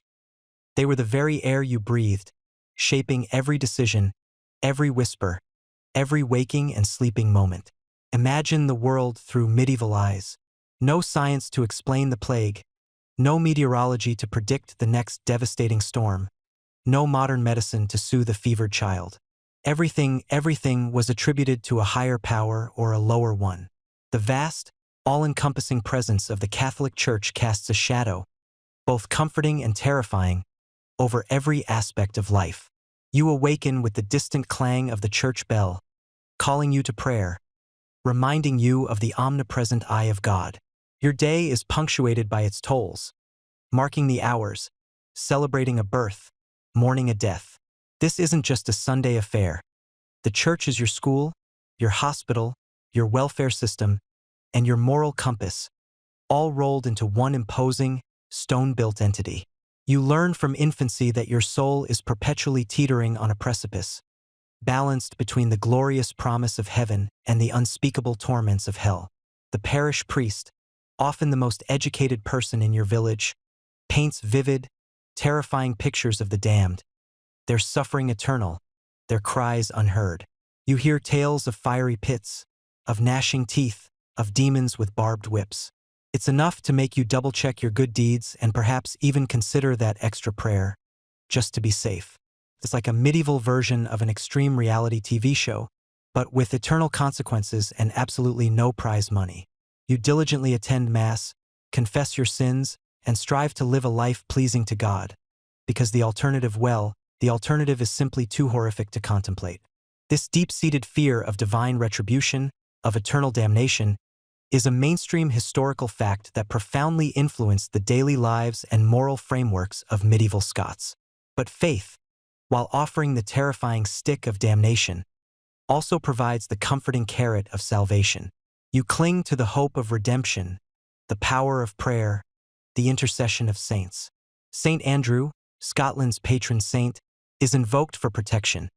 Saint Columba for wisdom. Local saints for specific ailments or dangers. You might possess a small, worn relic, perhaps a fragment of bone or cloth said to belong to a holy person, believing it offers a direct line to divine favor, a tiny, tangible piece of hope against the overwhelming odds. It's a spiritual insurance policy. Really, and given the brutal nature of life, who wouldn't want full coverage? Yet, the world isn't just divided into God's domain and the devil's. Oh no, the Scottish landscape, with its swirling mists, ancient forests, and hidden lochs, is teeming with other, less definable entities. This is where superstition, a vast, murky pool of folk beliefs and ancient pagan remnants, comes into play. You believe in the wee folk, fairies, sprites, and bogles who can be benevolent or malevolent, depending on their mood and your offerings. You leave out a bowl of milk for the brownie, a small, helpful household spirit, hoping it will tidy your home in the night.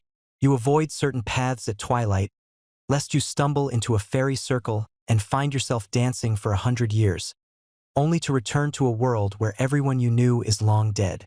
It's a bit like trying to navigate social media without understanding the algorithms. One wrong move, and you're in trouble. You constantly scan for omens. A raven flying from the left? Bad luck. A spider spinning its web in the corner of your hearth? Good fortune. A dog howling at the moon? Death is coming. You might carry a dried rowan berry in your pocket for protection against witchcraft, or nail a horseshoe above your door to ward off evil. If your cow falls sick, you don't just blame a virus. You suspect the evil eye cast by a jealous neighbor, or perhaps a malevolent spirit lurking in the byre. It's a world where every unusual event, every unexplained illness, every stroke of bad luck is a sign, a message from the unseen forces that govern your existence. This intertwining of official church doctrine with ancient, deeply ingrained superstitions creates a fascinating, often contradictory worldview. While the church preaches against idolatry and the worship of false gods, many people still visit ancient standing stones, leave offerings at sacred wells, or perform rituals that predate Christianity by centuries. They're not necessarily choosing one over the other. They're simply hedging their bets, layering belief systems like a medieval onion. You pray to God for a bountiful harvest, but you also bury a charm in your field, just in case. After all, if God is busy, maybe the local earth spirits will pick up the slack. Historians still debate the true extent to which pre-Christian pagan beliefs persisted and intertwined with official Christian doctrine, particularly in remote areas of Scotland where the church's reach might have been less absolute. Was it syncretism, where old beliefs blended with new, or simply a pragmatic approach to survival in a world full of unknowns? The fear of witchcraft, in particular, grips the Scottish imagination with a chilling intensity. You are taught that the devil is real, a cunning adversary constantly seeking to corrupt souls. And his earthly agents? Witches. These are not just old women muttering to themselves. They are individuals who have made a pact with the devil, gaining dark powers to inflict harm. If your child sickens, your crops fail, or your butter won't churn, suspicion might fall on the solitary old woman living on the edge of the village, her strange herbs and even stranger cat marking her out. The fear of being accused, or of being bewitched, is a constant gnawing anxiety. It's a brutal psychological burden, knowing that your neighbors might turn on you, convinced you're the source of their misfortunes. Even the landscape itself whispers tales of the supernatural. The shadowy glens, the the mist-shrouded peaks, the churning waters of the lochs, each could harbor a kelpie, a shape-shifting water horse eager to drown the unwary, or a gilly ewe, a solitary male fairy of the woods. You learn from childhood to respect these places, to offer a small prayer before crossing a dangerous ford, or to avoid certain woods after dark. This isn't just about practical safety. It's about spiritual survival. A quirky tidbit of Scottish folklore, for instance, is the belief in the fetch, a ghostly double of a living person. Seeing your own fetch was an omen of impending death, a truly terrifying sight, especially if you happen to catch a glimpse of yourself out of the corner of your eye while checking your reflection in a puddle. It was like a medieval jump scare, but with a much higher stakes. This pervasive blend of fear, faith, and superstition shapes your entire worldview. It dictates who you trust, where you travel, what you eat, and how you react to every twist of fate. When the harvest fails, it's not just bad weather. It's God's displeasure, or the work of malevolent spirits. When a loved one dies, it's not just illness. It's the will of God, or perhaps a curse. You live in a world where the veil between the mundane and the supernatural is incredibly thin, almost transparent. Every rustle in the woods, every strange light in the bog, every unexplained creak in your hovel could be a sign, a warning, or a threat. It's a constant state of heightened awareness, a world where the unseen forces are just as real, if not more so, than the visible ones. And in a world already so physically brutal, this added layer of spiritual terror, of constant vigilance against unseen enemies and divine wrath, only amplifies the harshness of daily existence. You pull your wool cloak tighter around you, even though you're just sitting here, listening. A phantom shiver runs down your spine, and you can almost feel the dampness seeping into your bones. That's the feeling we're chasing now, the omnipresent, unyielding grip of the Scottish climate. A force that wasn't just a background detail in medieval life, but a central, often brutal, character in the story. It wasn't merely cold. It was a pervasive, insidious chill that worked its way into every crack and crevice of existence, shaping agriculture, health, and daily survival with an iron fist. Imagine, if you will, waking up not to a gentle morning mist, but to a fog so thick you can't see the hand in front of your face, a fog that clings to the heather and drips from the eaves, promising a day of perpetual dampness. Or perhaps it's a gale, screaming down from the mountains, tearing at the thatch on your roof, reminding you that nature here isn't just picturesque. It's a constant, formidable adversary. You might think, oh, a bit of rain, a bit of wind, what's the big deal? But this wasn't just a bad weather day. It was the default setting, the endless cycle of cold, wet, and utterly unpredictable conditions that directly impacted your ability to eat, to stay warm, and quite simply to stay alive. Let's start with the most fundamental impact: food. Agriculture in medieval Scotland was already a high-stakes gamble, even on the sunniest of days, which, let's be honest, were rarer than a unicorn sighting in a kilt. You relied primarily on oats and barley, hardy grains designed to withstand a bit of chill. But the problem wasn't just the cold. It was the relentless wet. Imagine planting your precious seeds in a field that's less a field and more a bog. The soil, already thin and poor in many areas, became waterlogged, suffocating the roots, encouraging blight, and making it incredibly difficult for anything to truly flourish. The growing season was already painfully short, a brief window of opportunity that the weather seemed intent on slamming shut at the earliest convenience. One late frost, one prolonged period of incessant rain, one unexpected early snow, and your entire year's harvest could be wiped out. It was like playing a slot machine where the house always had a thumb on the lever.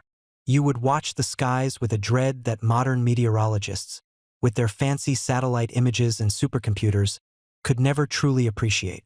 There were no apps to tell you if it was going to rain on your parade, or, more accurately, on your barley field. Your elders might tell you to look at the clouds, sniff the wind, or perhaps consult the local wise woman who claimed to read the future in the entrails of a particularly grumpy sheep. Just kidding, mostly. But even their accumulated wisdom was often no match for the sheer caprice of the Scottish weather.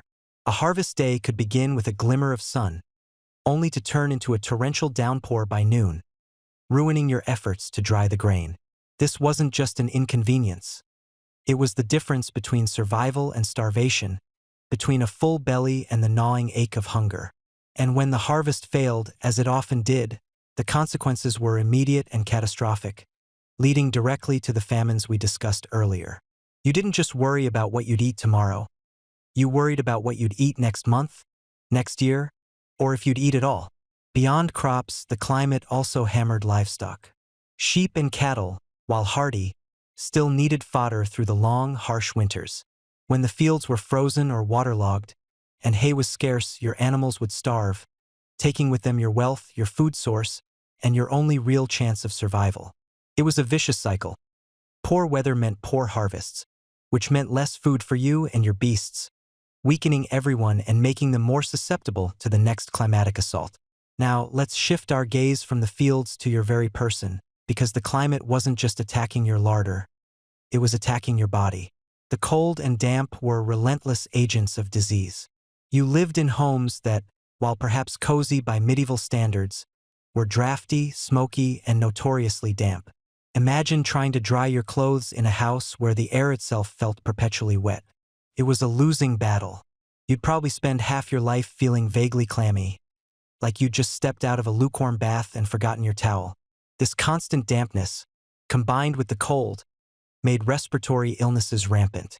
Colds, coughs, bronchitis, pneumonia, these weren't just seasonal sniffles. They were often death sentences. Your lungs, constantly battling the chill and the smoke from the hearth, were perpetually vulnerable. Hypothermia and frostbite were also ever-present dangers, especially during the long, dark winters. If you were out working in the fields, traveling between villages, or simply caught in an unexpected blizzard, your body temperature could plummet rapidly.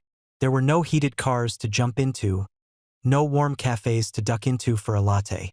Once the cold truly set in, it was a race against time and the elements, a race many lost. And even if you survived, frostbite could claim fingers, toes, or even limbs, leaving you permanently maimed and unable to perform the physical labor necessary for survival. The cold also impacted hygiene, believe it or not. Imagine trying to wash yourself or your clothes with freezing cold water drawn from a well or river in a drafty hovel. It wasn't exactly conducive to regular bathing. This lack of hygiene, exacerbated by the cold and damp, created a perfect breeding ground for various infections and skin ailments. Your immune system, constantly battling the cold and often weakened by poor nutrition, was less equipped to fight off the myriad of pathogens lurking in your environment. It's like your body was running a marathon every day, but starting each race with a terrible head cold and a missing shoe. And what about the sheer psychological toll? Imagine the constant gray skies, the endless drizzle, the biting winds that never seemed to cease. Historians still argue whether the full impact of the Little Ice Age, a period of global cooling that began around the 14th century, truly peaked in medieval Scotland, exacerbating these already brutal conditions. But regardless of the precise timing, you were living through a period of sustained climatic adversity. There's a reason why modern societies experience seasonal affective disorder. Now imagine that, but amplified by 1,000, with real, tangible threats to your survival hanging over your head every single day. The sun, when it appeared, must have felt like a miracle, a brief, glorious reprieve before the inevitable return of the gloom. Daily survival, beyond the immediate threats of hunger and illness, was also a constant battle against the elements. Your clothing, primarily wool, was warm when dry, but quickly became heavy and clammy in the perpetual damp. You'd have to dry it by the fire, filling your small home with the smell of wet sheep, a scent that probably became as comforting as it was pervasive. Though, let's be honest, probably not that comforting. Travel was a nightmare. Roads, if they existed at all, were often little more than muddy tracks, turned into treacherous quagmires by the constant rain. River crossings became perilous torrents. Mountain passes, already formidable, became impassable death traps under snow and ice. This isolation, enforced by the weather, further amplified the challenges of communication, trade, and even defense, making communities more vulnerable to external threats. You couldn't just pop down to the next village for supplies if a blizzard descended. You were truly on your own. Even the simple act of gathering fuel was made difficult. Peat, a primary source of heat, had to be cut and dried, a process that required good weather. If it rained endlessly, your peat wouldn't dry, leaving you without fuel for your hearth, and thus without warmth, without a way to cook your meager food, or even to boil water for a semblance of hygiene. It was a domino effect of misery, all triggered by the unyielding grip of the climate. So, when you picture medieval Scotland, don't just see valiant warriors and grand castles. See the constant battle against the elements. See the farmer staring at his waterlogged fields, the mother trying to keep her children warm by a sputtering fire, the traveler huddled against a rock, praying for the storm to pass. The climate wasn't just a backdrop. It was a character, a harsh, unpredictable, and often brutal adversary that shaped every single aspect of life, making survival an ongoing, desperate struggle. One fascinating tidbit is that medieval Scottish builders often incorporated very thick walls and small windows not just for defense, but specifically to retain what little heat could be generated and to shield against the incessant wind and rain, effectively making their homes tiny, defensible fortresses against the weather itself. The very architecture was a testament to the climate's power. It truly was a land where nature itself seemed to conspire against you, demanding a resilience that is almost unimaginable today. Just when you thought life in medieval Scotland couldn't possibly get any more uncomfortable, a new, rather unwelcome guest arrives on the scene, heralded by the ominous sight of longships slicing through the cold, gray waves. Forget your local delivery service. These visitors weren't bringing pizza.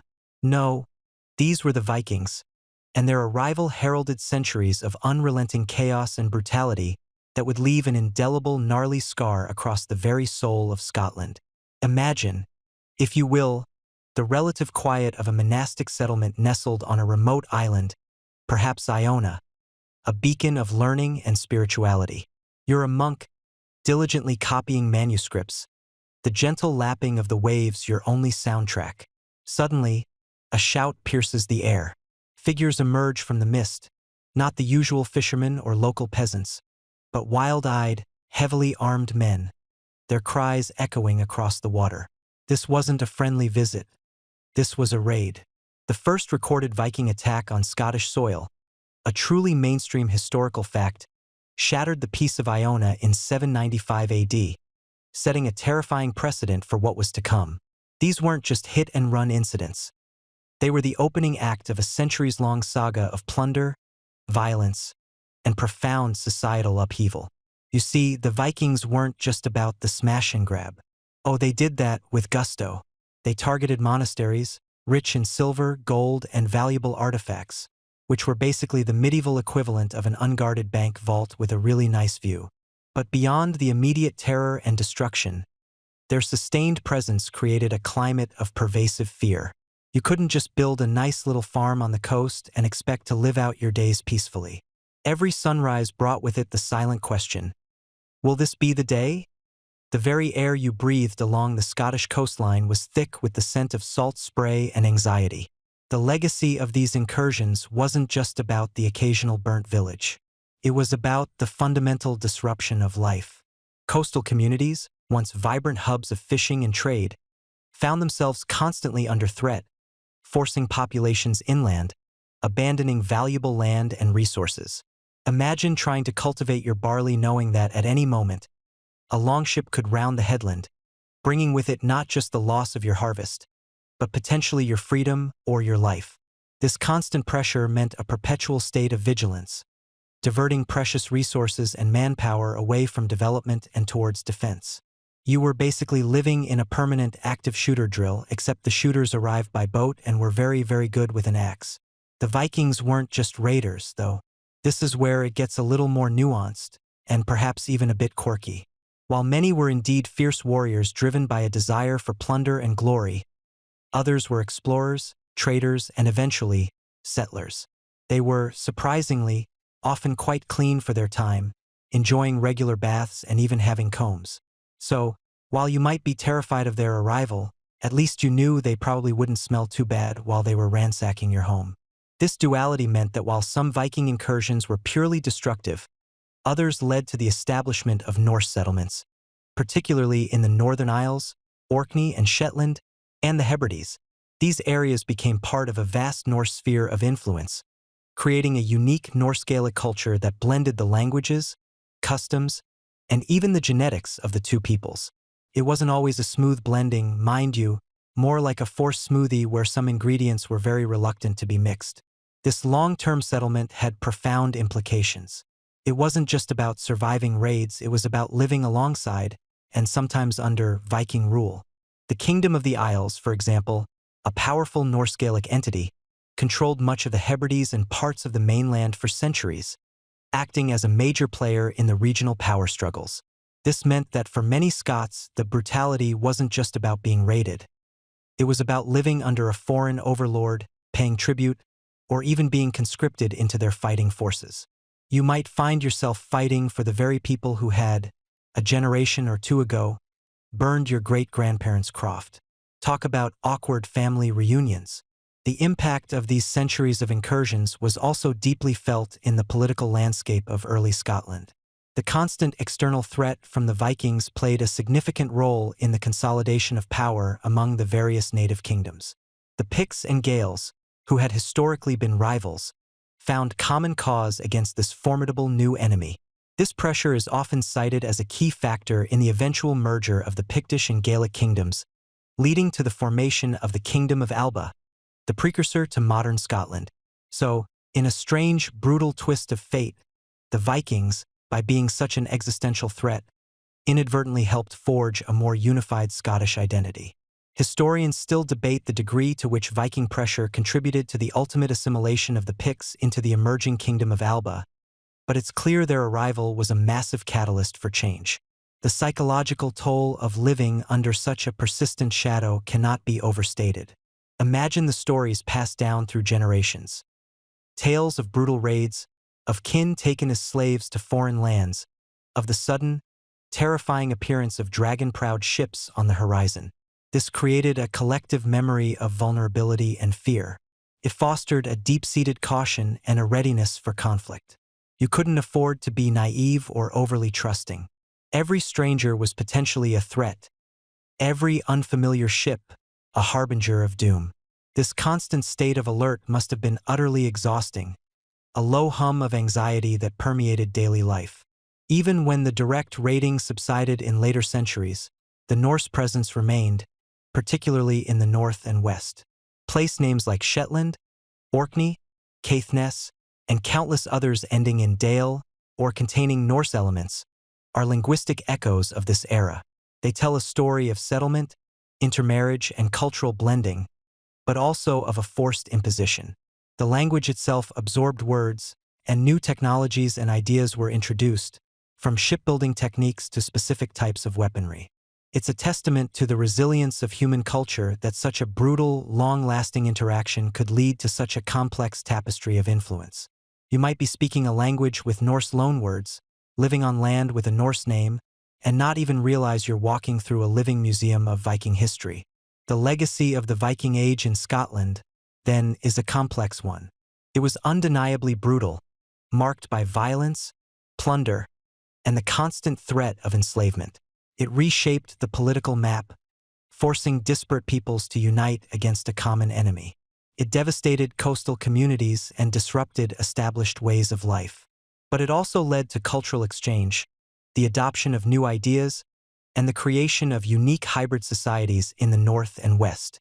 For the average Scot living through these centuries, however, the overwhelming experience would have been one of profound insecurity. Your world was constantly being turned upside down by these formidable newcomers, who seemed to appear from nowhere, leaving destruction in their wake, and then sometimes just settling down to farm the land they just plundered. It's almost like they were saying, "We're here to help ourselves, and maybe stay for a bit if we like the scenery." The very concept of a stable, predictable existence was shattered, replaced by an ongoing struggle against a relentless, external force that shaped everything from where you lived to how you defended yourself. Now, just when you thought life in medieval Scotland couldn't possibly get any more challenging, along came a period that truly redefined the word brutal. We're talking about the Wars of Independence, a conflict so long, so bloody, and so utterly disruptive that it etched itself into the very soul of the nation. For generations, it wasn't just a backdrop to life. It was life, a relentless, grinding struggle that touched every single person, from the highest lord to the lowliest crofter. Imagine, if you will, the late 13th century. You're going about your daily grind, perhaps mending a fishing net by the coast, or tending a small patch of barley in a glen. Life is hard, sure, but there's a sense of established order. The King of Scots, Alexander III, has enjoyed a period of relative peace and prosperity. You might even dare to dream of a slightly less brutal harvest next year. Then suddenly, everything shatters. Alexander dies, followed quickly by his young heir, the Maid of Norway. The Scottish royal line is extinct. And just like that, you're plunged into a constitutional crisis that morphs into a full-blown existential war, courtesy of your southern neighbor. Enter Edward I of England, a man whose nickname, Longshanks, sounds less like a king and more like a particularly tall pair of trousers. He saw Scotland's predicament not as a tragedy, but as an opportunity. He was invited to arbitrate the succession, but he quickly made it clear he saw himself as Scotland's feudal overlord. You can almost hear the collective groan from every Scot, "Oh, this again!" But this wasn't just a border skirmish. This was a king with a serious case of imperial ambition, and he wasn't taking no for an answer. The first devastating blow landed in 1296. You hear the terrifying whispers, then the screams, as news reaches you of the sack of Berwick. Berwick upon Tweed, a bustling Scottish port town, was utterly annihilated. Edward's army massacred its inhabitants, men, women, and children, in a horrific display of medieval shock and awe. Thousands perished. It was a clear, brutal message. Resist at your peril. If you lived anywhere near the Anglo-Scottish border, your heart would be in your throat. You'd be packing a mental go-bag at all times, just in case the English army decided your village was next on their itinerary of destruction. This wasn't just about armies clashing on a battlefield. It was about the utter breakdown of society. When English forces swept through the land, they didn't just march. They plundered, they burned, they requisitioned. Your hard-won harvest? Gone, either consumed by the invading army or deliberately torched to deny it to Scottish resistance. Your livestock? Driven off. Your home? Likely reduced to ashes. You might flee to the hills, huddle with neighbors, watching the smoke rise from what was once your life. And when the English finally marched on, you'd return to desolation, with no guarantee they wouldn't be back next week. Then came the heroes, or perhaps, in your brutal reality, just more reasons for your village to get burned. William Wallace, a figure who emerges from relative obscurity, galvanizes resistance. You hear tales of his exploits, of the incredible victory at Stirling Bridge in 1297, where the Scots, outnumbered, used the terrain to their advantage, trapping the English army and inflicting a crushing defeat. For a brief, shining moment, you might even feel a flicker of hope. Maybe you dare to think, we can actually win this. But then comes the crushing weight of reality. The following year, 1298, at the Battle of Falkirk, Wallace's forces are decimated. The English longbowmen, a truly terrifying innovation, cut down the Scottish schiltrons, those dense formations of spearmen, like stalks of wheat. It's a brutal lesson in military evolution, and for you, the common person, it means more dead sons, more brothers, more fathers. Wallace eventually goes into hiding, then is captured and subjected to a truly barbaric execution in London. It's a grim reminder of the stakes. If you dared to fight, this was your likely fate. It's almost like a medieval version of a "don't try this at home" warning, but with significantly higher stakes and no ad breaks. The wars weren't a single, continuous battle, but a series of devastating campaigns, punctuated by desperate attempts at rebuilding, only to be shattered again. The sheer, protracted nature of it was soul-destroying. For over 30 years, from 1296 to 1328, and then flaring up again in the 1330s, Scotland was a battleground. Imagine living your entire productive life, from youth to old age, under the constant shadow of war. You never knew when the next army would arrive, whether it would be English or even a rival Scottish faction. Peace wasn't a state of being. It was merely the brief, terrifying lull between storms. The chaos wasn't limited to the English invaders. The Scottish nobility themselves were often divided, some siding with England for personal gain, others vying for the throne. Robert the Bruce, for instance, starts his journey by killing a rival, John Comyn, in a church. It's not exactly the most auspicious start to a national liberation movement, is it? You'd be looking around, thinking, are we sure these guys are on our side? Because they seem pretty good at killing each other too. This internal strife added another layer of instability, as local allegiances shifted, and what was safe one day could be deadly the next. One of the most mainstream historical facts to emerge from this period, and a beacon of hope for the Scots, was the Battle of Bannockburn in 1314. Under Robert the Bruce's leadership, a smaller Scottish army achieved a decisive victory against a much larger English force. It was a tactical masterpiece, and it cemented Bruce's claim to the throne. For you, the common Scot, it was a moment of immense pride and relief. Perhaps, just perhaps, this nightmare was finally ending. You might even have dared to celebrate cautiously, because you knew from bitter experience that victory today didn't guarantee peace tomorrow. But even after Bannockburn, the war wasn't truly over. Edward II, though humiliated, didn't give up. The English continued to raid, and the Scots, under Bruce and his fearsome lieutenants like James Douglas, known as the Black Douglas for his grim reputation, retaliated with devastating raids into northern England. These great raids were brutal in their own right, designed to force England to the negotiating table by inflicting the same kind of economic and social pain that Scotland had endured. Imagine your home being safe, but hearing constant reports of your kinsmen across the border suffering, or vice versa. It was a never-ending cycle of vengeance and destruction. The economic devastation was profound. Trade routes, vital for bringing in goods and exporting surpluses, were constantly disrupted. Agriculture, the very bedrock of survival, suffered immensely.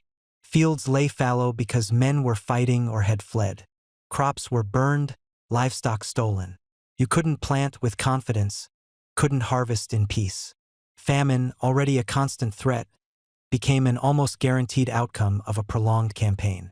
If the sword didn't get you, starvation often would. It's like trying to build a sandcastle while someone keeps kicking it down, and then asking why you don't have a very impressive sandcastle. And let's not forget the quirky tidbit that underscores the symbolic nature of this conflict. The Stone of Scone. This ancient stone, used in the coronation of Scottish kings, was seized by Edward I in 1296 and taken to Westminster Abbey. For the Scots, it was a profound insult, a physical representation of their subjugation. Imagine your country's most sacred, historically significant object just gone. It was a daily reminder of their loss of sovereignty, a constant wound that festered throughout the wars. Getting it back, or at least a promise of its return, became a key demand in negotiations. It's a bit like someone stealing your favorite garden gnome, but if your garden gnome was also a symbol of national identity and divine right. The wars of independence didn't just cause physical suffering. They inflicted deep psychological scars. You lived in a state of perpetual fear and uncertainty. Every unfamiliar sound, every rumor, could mean the arrival of another army. Trust was a luxury. Neighbors might turn on neighbors, either out of desperation or shifting loyalties. The fabric of community, already fragile, was stretched to breaking point. Children grew up knowing nothing but war, their play mimicking the battles they saw or heard about. Life expectancy, already tragically low, plummeted further. Disease, often spread by marching armies and poor sanitation in refugee camps, became even more rampant. Historians still argue whether the economic devastation of the Wars of Independence truly set Scotland back centuries in its development compared to England, or if it merely reshaped its societal structures in unique ways. But for you, living through it, the impact was undeniable. Towns were razed, castles besieged and left in ruins, and the very infrastructure of society, roads, bridges, administrative centers, was constantly under attack or neglected. Rebuilding was a monumental task, often undertaken only for the cycle of destruction to begin anew. By the time the Treaty of Edinburgh-Northampton was signed in 1328, formally recognizing Scotland's independence, the land was exhausted. The population had dwindled, the economy was in tatters, and a generation had known nothing but conflict. The wars of independence were not just a series of glorious battles. They were a prolonged, grinding catastrophe for the common people of Scotland, amplifying every other hardship we've discussed. They instilled a deep-seated suspicion of outsiders, forged a fierce national identity born of shared suffering, and left an indelible mark of brutality on the very landscape and psyche of medieval Scotland. You survived, perhaps, but your world was irrevocably, brutally changed. You've already glimpsed the sheer tenacity of the Scottish people, carving out a life from a land that seemed determined to deny it. But imagine, if you will, that the rocks underfoot and the winds in your hair weren't the only things trying to trip you up. Now, picture a more intimate, more personal kind of brutality. The relentless, often bloody, dance of the clan feuds. This wasn't just the occasional dust-up in the pub. This was a simmering, sometimes exploding, cauldron of internal violence that could engulf entire communities for generations. You see, the clan system, especially in the rugged Highlands and Islands, was less like a modern government and more like a collection of fiercely independent mini-kingdoms. Each clan, bound by real or imagined kinship, owed absolute loyalty to its chieftain. This wasn't just a casual allegiance. It was the bedrock of your identity, your protection, and, often, your very survival. If you were born into Clan Mac-something, then your world revolved around the Mac-somethings. Your chieftain was your lord, your judge, and your general. There was no higher authority that truly mattered in the day-to-day grind, certainly not one strong enough to consistently enforce peace across the glens. This fierce independence, while fostering a deep sense of belonging, also meant that when disputes arose between clans, there was no impartial referee with the power to blow the whistle and send everyone home. So what lit the fuse for these explosive encounters?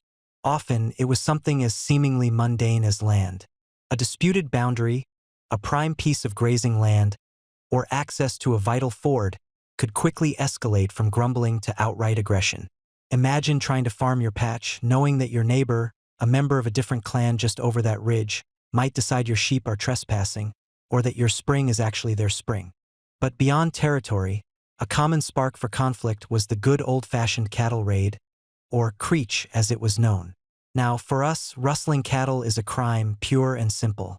But in medieval Scotland, particularly in the Highlands, a successful creech could be a display of martial prowess, a way to acquire wealth, or even a necessary means of survival after a poor harvest. It was often less about outright theft and more about a brutal form of resource redistribution or a deliberate provocation.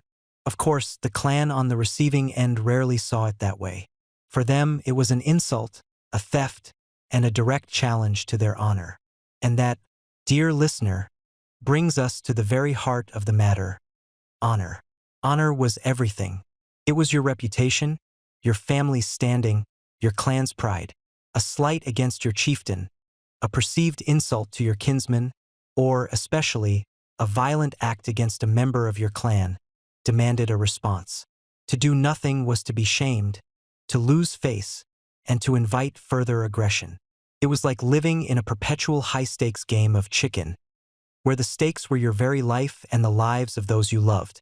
This wasn't some abstract concept discussed in dusty academic tomes. It was a tangible force that dictated your actions, often pushing you towards violence. If your cousin was killed by a rival clan, you didn't call the medieval equivalent of 911. You sharpened your sword and waited for the opportunity to exact vengeance. This wasn't just allowed. It was expected. It was your duty. This expectation of vengeance created a brutal, self-perpetuating cycle known as the blood feud. A killing by one clan would be avenged by the other, leading to another act of retribution, and so on, sometimes for generations. It was a bit like trying to untangle a really stubborn knot, except the knot was made of human lives and the solution often involved more bloodshed. Imagine growing up with a list of grievances that predated your grandparents, knowing that someday, somehow, you'd be called upon to settle a score from decades ago. It wasn't about justice in our modern sense. It was about balance, about ensuring that the scales of honor, once tipped by violence, were righted, even if it meant spilling more blood. These feuds weren't always massive pitched battles, though those certainly happened. More often, they involved smaller, brutal skirmishes, ambushes on isolated homesteads, cattle raids that turned deadly, or targeted assassinations. You might be working in the fields, minding your own business, when suddenly a raiding party from a rival clan sweeps down, not just to steal your livestock, but to burn your home and, if you're unlucky, take your life. The fear was constant, a low hum beneath the surface of daily life. You never quite knew when the next act of vengeance would strike, or who it would target. It was a bit like living in a neighborhood where everyone has a key to your house, but some of them might use it to steal your toaster or worse. One of the most famous, albeit unusual, attempts to resolve a clan feud was the Battle of the North Inch in Perth in 1396. Imagine this: two warring clans, the Clan Chatton and Clan Queel, or Clan K, had been locked in a particularly nasty feud. The king, Robert III, seemingly exasperated by the constant violence, decided to try a novel approach. He arranged for 30 champions from each clan to fight to the death on a small island in the River Tay, watched by the king himself and a crowd of onlookers. It was like a medieval pay-per-view event, only with much higher stakes and no popcorn. The idea was that the outcome of this gladiatorial contest would settle the feud once and for all. While it certainly provided a spectacle and a temporary resolution, it really highlights the desperate measures taken to curb clan violence, and how deeply ingrained the concept of physical combat was in resolving disputes. The impact of this constant internal strife on ordinary folk was devastating. You were caught in the middle, a pawn in a game you didn't choose. Your crops could be trampled, your home burned, your family killed, not because of anything you did, but because of a grievance between chieftains that might have started generations ago. Trade routes were unsafe, agricultural output suffered, and people lived in a state of perpetual readiness for conflict. It was like trying to run a successful small business when your two biggest competitors are constantly trying to set each other's offices on fire. The sheer drain on resources and manpower, diverted from productive labor to fighting, was immense. Attempts by the Scottish crown to reign in the clans were largely ineffectual. The king's authority often barely extended beyond the lowlands, and even there, it was frequently challenged. Royal decrees and laws were often ignored in the Highlands, where the chieftain's word was law. Historians still argue whether the Scottish crown ever truly grasped the scale of the clan feuds, or if they simply lacked the power to intervene effectively. Perhaps it was a bit of both: a central authority with limited reach, facing a deeply entrenched culture of self-governance and honor-bound violence. Sometimes, chieftains were forced to sign bonds of man-rent and maintenance, essentially promises of loyalty and mutual support, but these were often temporary truces, easily broken when honor or opportunity dictated. It was a bit like two rival gangs signing a peace treaty that they both know they'll probably break the moment someone looks at them funny.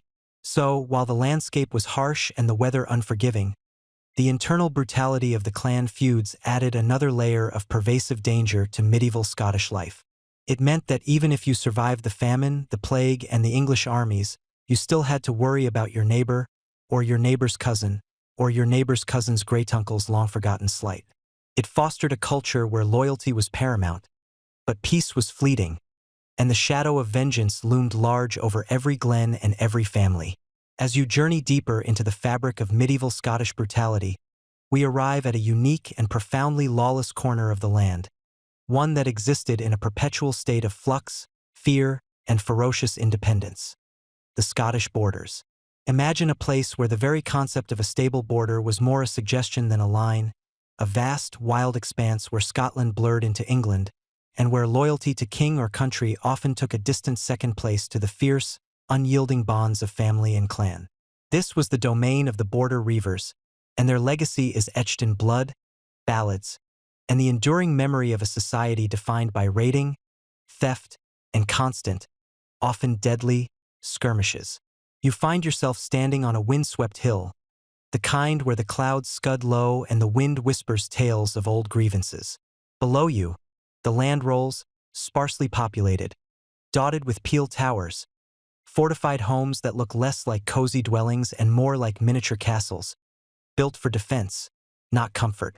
They are a stark testament to the ever-present threat that hung over the heads of everyone living here. This wasn't just a place of occasional skirmishes. It was a way of life, a brutal economic system, and a cultural identity all rolled into one. The Reavers, these hardy, horse-riding raiders, were the masters of this domain. They were neither purely Scottish nor purely English, but rather a distinct people, bound by their own laws, their own code, and their own brand of brutal efficiency. Their primary occupation? Reaving. It sounds a bit like a medieval hobby, doesn't it? Like collecting stamps, but with more swords and significantly more cattle. In reality, it was a sophisticated, albeit violent, form of economic activity.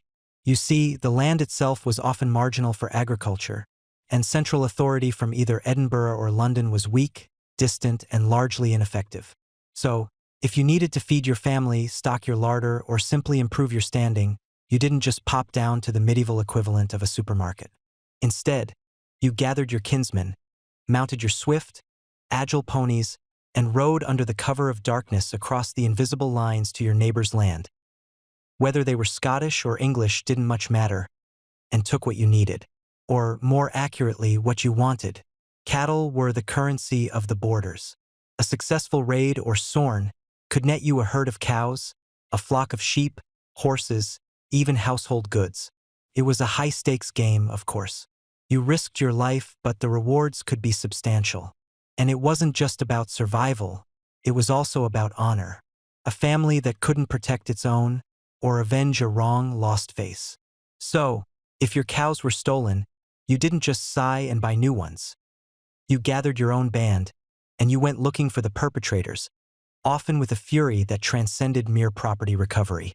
This cycle of raid and counter-raid, of vengeance and retribution, became the very heartbeat of the borderlands.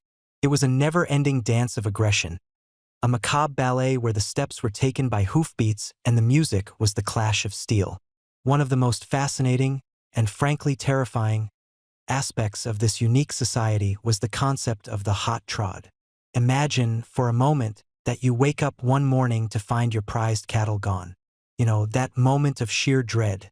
But instead of calling the medieval equivalent of 911, which, let's be honest, would have been a very long, very unhelpful call, you had a legal right to pursue the Reavers.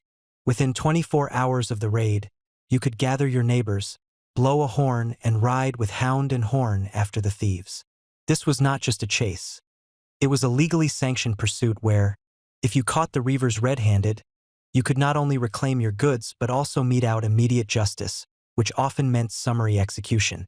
No trial, no jury, just a very swift, very final verdict delivered by your own hand. It's like a medieval version of a police chase, except the pursuers are the victims, and the penalty for getting caught is, well, let's just say it wasn't a ticket. This constant threat of the hot trod added another layer of tension to life. Every Reaver knew that their daring midnight raid could quickly turn into a desperate flight for their lives. And for those being raided, the knowledge that they had a limited window to act, to pursue and potentially kill, must have fueled an adrenaline-pumping urgency. It was a bizarre system, a testament to the utter breakdown of conventional law and order, replaced by a brutal, self-regulating mechanism based on immediate, often violent reprisal. The physical landscape itself contributed to this lawless existence. The debatable land, a stretch of territory between the Esk and Sark rivers, was literally claimed by neither kingdom. It was a no-man's land, a free-for-all zone where the Reavers flourished, setting up temporary camps and using its ambiguity as a shield. This lack of clear jurisdiction created a vacuum that the Reavers filled with their own brand of order, or rather, disorder.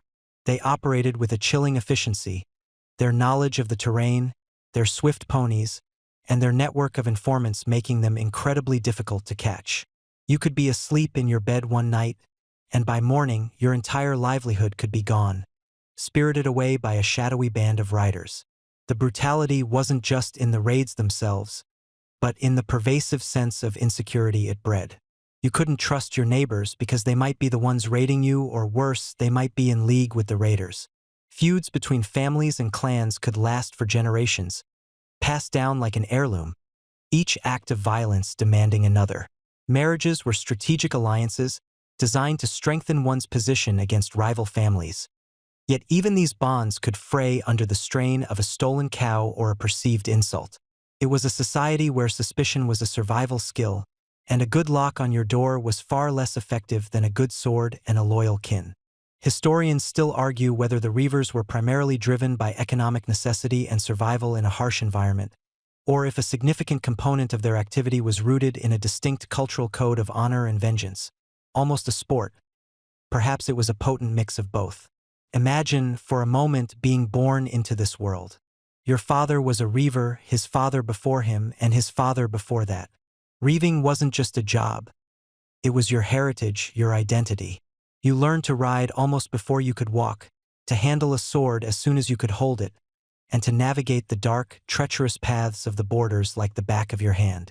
It was a brutal education, but a necessary one if you wanted to survive, let alone thrive. Mainstream historical fact: the Border Reivers, including powerful families like the Armstrongs, Elliots, Grahams, and Johnstones, operated in the Anglo-Scottish border region for over 3 centuries, from the late 13th to the early 17th century, making cross-border raids for livestock and goods a common occurrence that deeply impacted daily life and governance in the area. Their names still echo through the valleys, even today. A quirky tidbit that illustrates their unique approach to justice is Jeddart justice, Jedburgh justice, a practice attributed to the border towns. It essentially meant hanging a man first and trying him afterward. While perhaps an exaggeration, it certainly speaks to the swift and often summary nature of justice in a land where law and order were tenuous at best. It's the ultimate guilty until proven innocent, and even then maybe still guilty approach. Talk about efficiency. The end of the Reivers came not through gradual enlightenment, but through brute force. When James VI of Scotland inherited the English throne in 1603, becoming James I of England, he was utterly fed up with the chaos on his new, unified border. He embarked on a systematic, ruthless campaign to suppress the Reiving. He executed leaders, transported families, and dismantled the very structures that allowed Reiving to flourish. He literally pacified the borders, often with a heavy hand that made the previous Reiving seem almost quaint in comparison. The Union of the Crowns brought an end to the Reivers' unique brand of lawlessness, but it left behind a profound legacy of violence and hardship that had shaped generations. So, when you consider the brutality of medieval Scotland, the Border Reivers stand as a stark, vivid example of how localized, endemic violence could permeate every aspect of life. It wasn't just the grand wars between kingdoms or the feudal lord's demands, but the constant, low-level, intensely personal threat from your neighbor, from the next valley over, from anyone who saw what you had and decided they wanted it more. Life here was a daily gamble, a test of your cunning, your strength, and your ability to defend what was yours, or to take what wasn't. It was a brutal existence, shaped by the land, by the absence of firm governance, and by a fierce, unyielding spirit that, while admirable in its tenacity, fostered a society where violence was not just a tool, but a way of life. The echoes of their raids, the clatter of hooves on stony ground, and the fear of a torchlit night lingered for centuries, a testament to a unique kind of medieval Scottish brutality. Now settle back. We've talked about the land, the wars, the laws, the diseases, and the hunger, but perhaps the most stark, the most profoundly brutal reality of medieval Scottish life was simply this: life itself was a fleeting, fragile thing. You see, when we look back, we often think of average life expectancy, as if it were a simple number, like a modern statistic you'd scroll past on your phone. But in medieval Scotland, that number, often hovering around the early to mid-30s, tells a story far more complex and heartbreaking than just a low average. It's a number dramatically, agonizingly, skewed by the sheer, overwhelming volume of tiny, unlived lives. Imagine, if you will, the quiet hope, the whispered prayers, as a new life entered the world. And then, imagine the almost inevitable, crushing despair that followed. High infant mortality was not just a statistic. It was a constant, gnawing presence in every home, in every village, across every social stratum. It was the silent, ever-present specter that haunted the joy of birth. You might welcome a child, hold them close, marvel at their tiny fingers and toes, and yet, deep down, a part of you knew, with a chilling certainty, that this precious new being might not see their first birthday, or their 5th, or their 10th. Think about it. No sterile hospitals, no trained midwives with germ-free hands, no vaccinations, no antibiotics. Childbirth itself was a perilous journey for both mother and child. If you, as a medieval parent, were lucky enough to have your baby survive the immediate trauma of birth, the challenges had only just begun. The smallest cough could turn into a deadly pneumonia. A simple cut could fester into a fatal infection. A common childhood ailment that today we barely register, like measles or whooping cough, became a terrifying, often terminal ordeal. There was no children's Tylenol, no pediatrician's reassuring voice, just herbal remedies, prayers, and the desperate hope that your child possessed an unyielding constitution. It was a world where a child reaching their 5th birthday was considered a significant milestone, a minor miracle even. And if they made it to their 10th, well, you might as well throw a party because they'd already defied the odds in a spectacular fashion. The sheer number of children who simply vanished from the family ledger, often before their names were even properly carved into the community's memory, was staggering. You didn't just have children, you had children who might survive. It was a constant gamble with the highest stakes. This wasn't just a problem for the poor, mind you. While malnutrition and exposure might have hit the peasantry harder, disease, that silent, indiscriminate scythe, cared little for your noble lineage or the size of your castle. Royal families, with all their wealth and privilege, still mourned the loss of infants and young children with heartbreaking regularity. Kings and queens, despite having access to the best, by medieval standards, physicians and the finest foods, still faced the agonizing reality of their heirs succumbing to fevers or childhood illnesses. Imagine the pressure on a noble family to produce an heir, only to watch child after child fade away. It was a reminder that even at the very top of the social ladder, life held a fragile, tenuous grip. One particularly grim, yet common, tragedy was known as overlaying. This was when a parent, often exhausted and seeking warmth, accidentally suffocated an infant by rolling over on them in bed during the night. In a time before cribs were common and families often slept together for warmth in small, crowded dwellings, it was a truly heartbreaking accident, sometimes viewed with suspicion, sometimes with profound pity. It's a quirky, dark tidbit that underscores just how precarious an infant's existence could be, even within the supposed safety of their own home. It wasn't malice, but the brutal reality of living conditions and the desperate need for warmth that sometimes led to such unspeakable loss. So, if you did manage to survive infancy and childhood, congratulations. You'd already won the medieval lottery. But don't go planning your retirement party just yet, because the world was still conspiring against your longevity. Your body, if you were a commoner, was probably already showing the signs of relentless toil. Your back ached from plowing fields, your hands were calloused from endless manual labor, and your teeth, well, let's just say medieval dentistry wasn't exactly a booming industry. Forget about your 401k. Your biggest retirement plan was probably just making it to next Tuesday. The average person, if they survived childhood, still faced a barrage of life-shortening threats. Accidents were rife.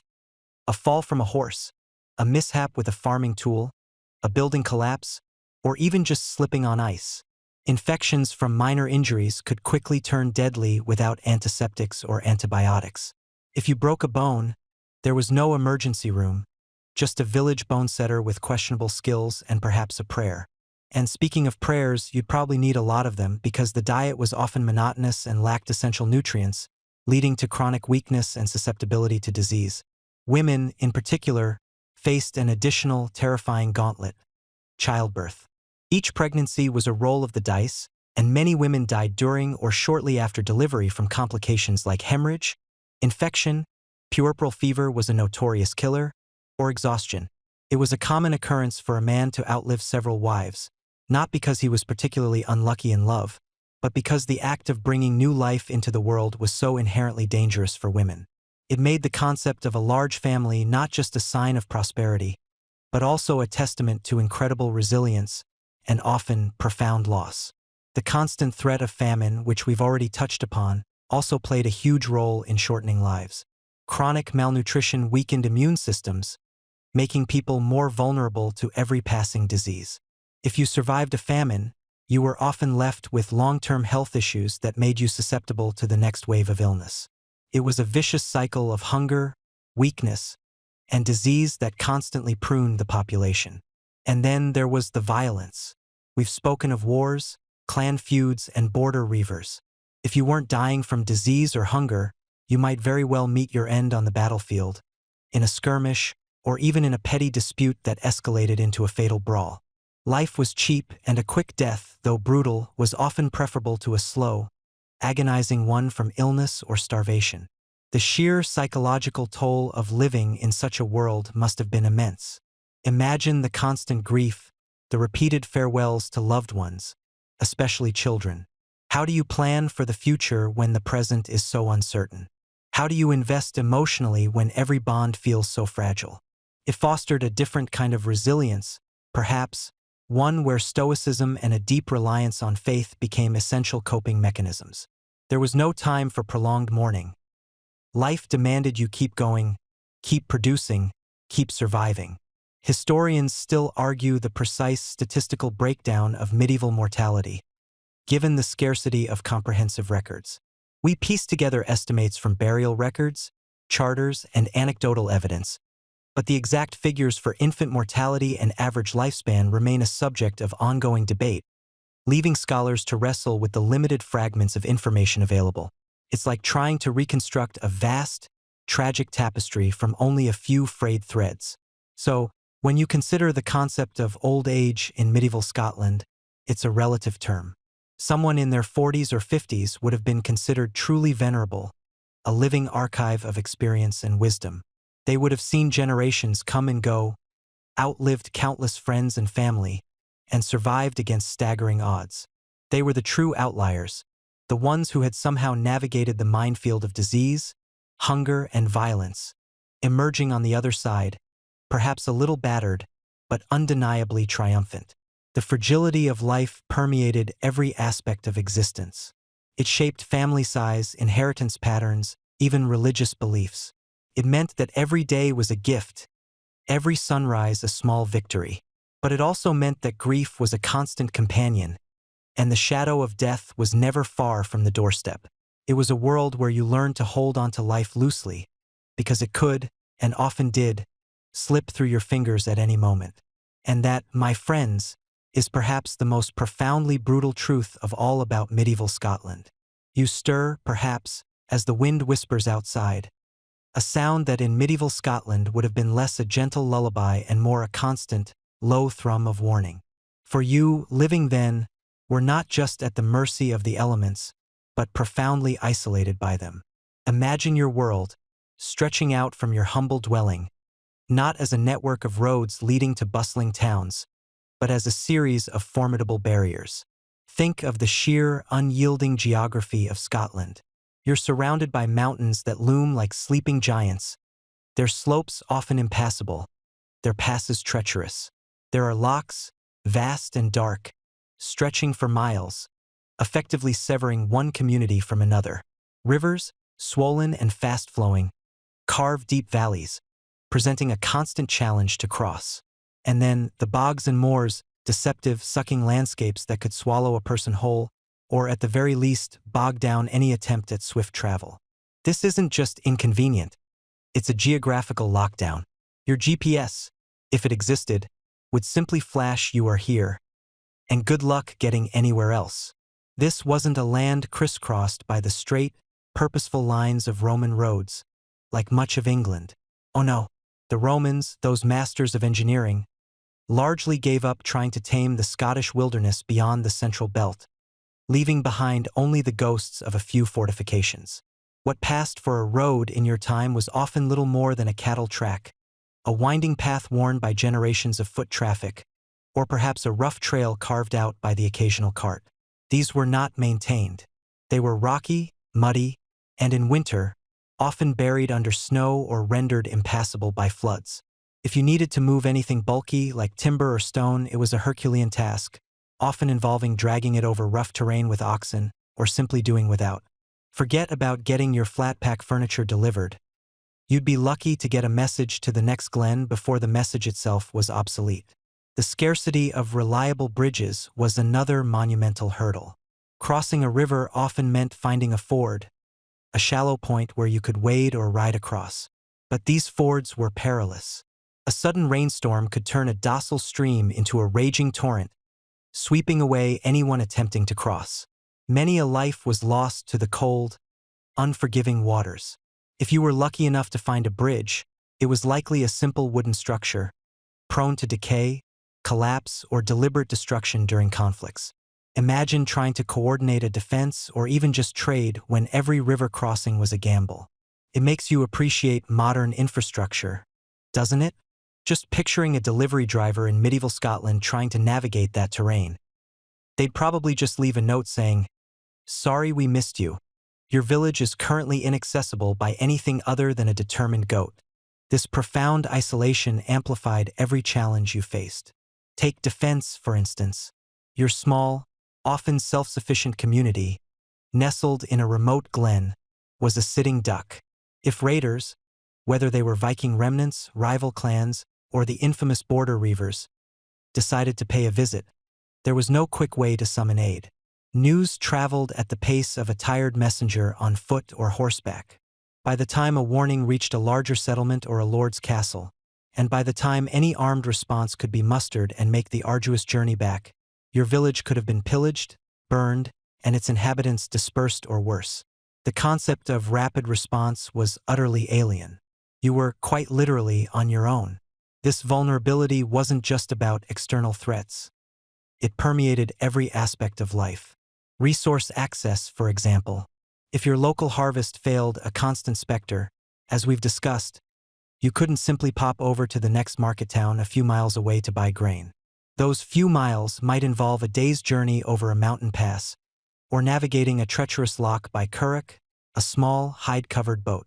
The cost in time and effort, not to mention the risk, made widespread trade of basic foodstuffs incredibly difficult. This meant that communities had to be intensely self-reliant, often living on the knife edge of subsistence, with little to fall back on when local resources ran out. The idea of a diversified economy, where goods flowed freely between regions, was largely a fantasy for most. Communication was similarly hampered. Royal decrees, warnings of invasion, news of political shifts, all traveled at a glacial pace. A message from Edinburgh might take weeks, even months, to reach the furthest reaches of the Highlands or the Western Isles. This slow diffusion of information contributed to the fragmented nature of medieval Scottish society. Local lords and clan chieftains often operated with a great deal of autonomy, not just because they wanted to, but because the central authority simply couldn't effectively project its power or even its voice into these remote areas. Historians still argue whether the limited reach of royal justice in the Highlands was primarily due to geographic barriers or the entrenched power of local chieftains who preferred their own forms of arbitration. It's a chicken-and-egg situation. Did the geography make it impossible for the crown to enforce law, or did powerful local leaders actively exploit the isolation to maintain their own systems? Either way, you, the common person, were often caught in the middle, far from any semblance of centralized justice. Consider the impact on health and medical aid. If you fell gravely ill or suffered a serious injury, your chances of receiving any kind of skilled medical attention were vanishingly small if you lived in an isolated area. There were no ambulances, no doctors on call who could reach you quickly. You relied on local folk remedies, the knowledge of a village elder, or simply prayer. The nearest monastery with its infirmary might be days away, an impossible journey for someone already weakened by illness. This is a mainstream historical fact. The distribution of medical knowledge and care was heavily concentrated in urban centers or religious institutions, leaving the vast majority of the population in remote areas with extremely limited access to help during medical crises. This, combined with high infant mortality rates and short life expectancy, painted a grim picture of daily survival. This isolation also fostered unique social structures. Many Scottish communities, especially in the Highlands, developed into tight-knit clachans, small, nucleated settlements of related families. These clachans were incredibly self-sufficient, relying on communal land management and shared labor. They were, by necessity, insular. Outsiders were rare and often viewed with suspicion, simply because interaction with them was so infrequent. This kind of intense localism, while fostering strong community bonds, also meant that local disputes could fester and escalate without external intervention, often leading to the bloody clan feuds we've already touched upon. It's a quirky tidbit, perhaps, but the very layout of these settlements, dictated by the unforgiving landscape, reinforced a way of life that was both resilient and incredibly vulnerable. So, when you think about why life was brutal in medieval Scotland, don't just imagine the swords and the sickness. Picture the sheer, exhausting effort of simply existing in a land that actively resisted connection. Imagine the silence, broken only by the wind and the bleating of sheep, the lack of news, the slow crawl of time. Imagine the fear that gnawed at you, knowing that help was always, always too far away. Your world was a collection of islands, not of water, but of land, each community, a small, vulnerable outpost in a vast, untamed wilderness. It was a life where the true enemy wasn't always a raiding party, but the very ground beneath your feet, and the miles that separated you from anyone who might offer a hand. As you drift now, gently, through the mists of time, you begin to see it with chilling clarity. The sheer, overwhelming brutality of life in medieval Scotland wasn't born from a single, isolated monster lurking in the shadows. Oh no, it was a hydra, a multi-headed beast, each terrifying aspect inextricably linked to the others, feeding and strengthening the whole. Imagine a vast, intricate, and utterly unforgiving spiderweb, where every single strand, every dewdrop of hardship, vibrated with the distress of another. That's the true, grim tapestry of medieval Scottish existence. You see, it all began, quite literally, with the ground beneath your feet and the sky above your head. The harsh landscape's grasp, 1, and the climate's unyielding grip, 9, weren't just inconvenient. They were the foundational stones of misery. The cold, the damp, the thin, acidic soil, they dictated what little you could grow. And what was that? Not much, let me tell you. This directly fed into the famine's empty promise. 6. When your oat crop failed because the summer was a washout, or the winter was too long and bitter, you didn't just tighten your belt a notch. You faced starvation, a gnawing, desperate emptiness in your gut that made every other hardship feel sharper, more immediate. And when your body was weakened by hunger, what happened? You became an easy target for disease's silent scythe. 5.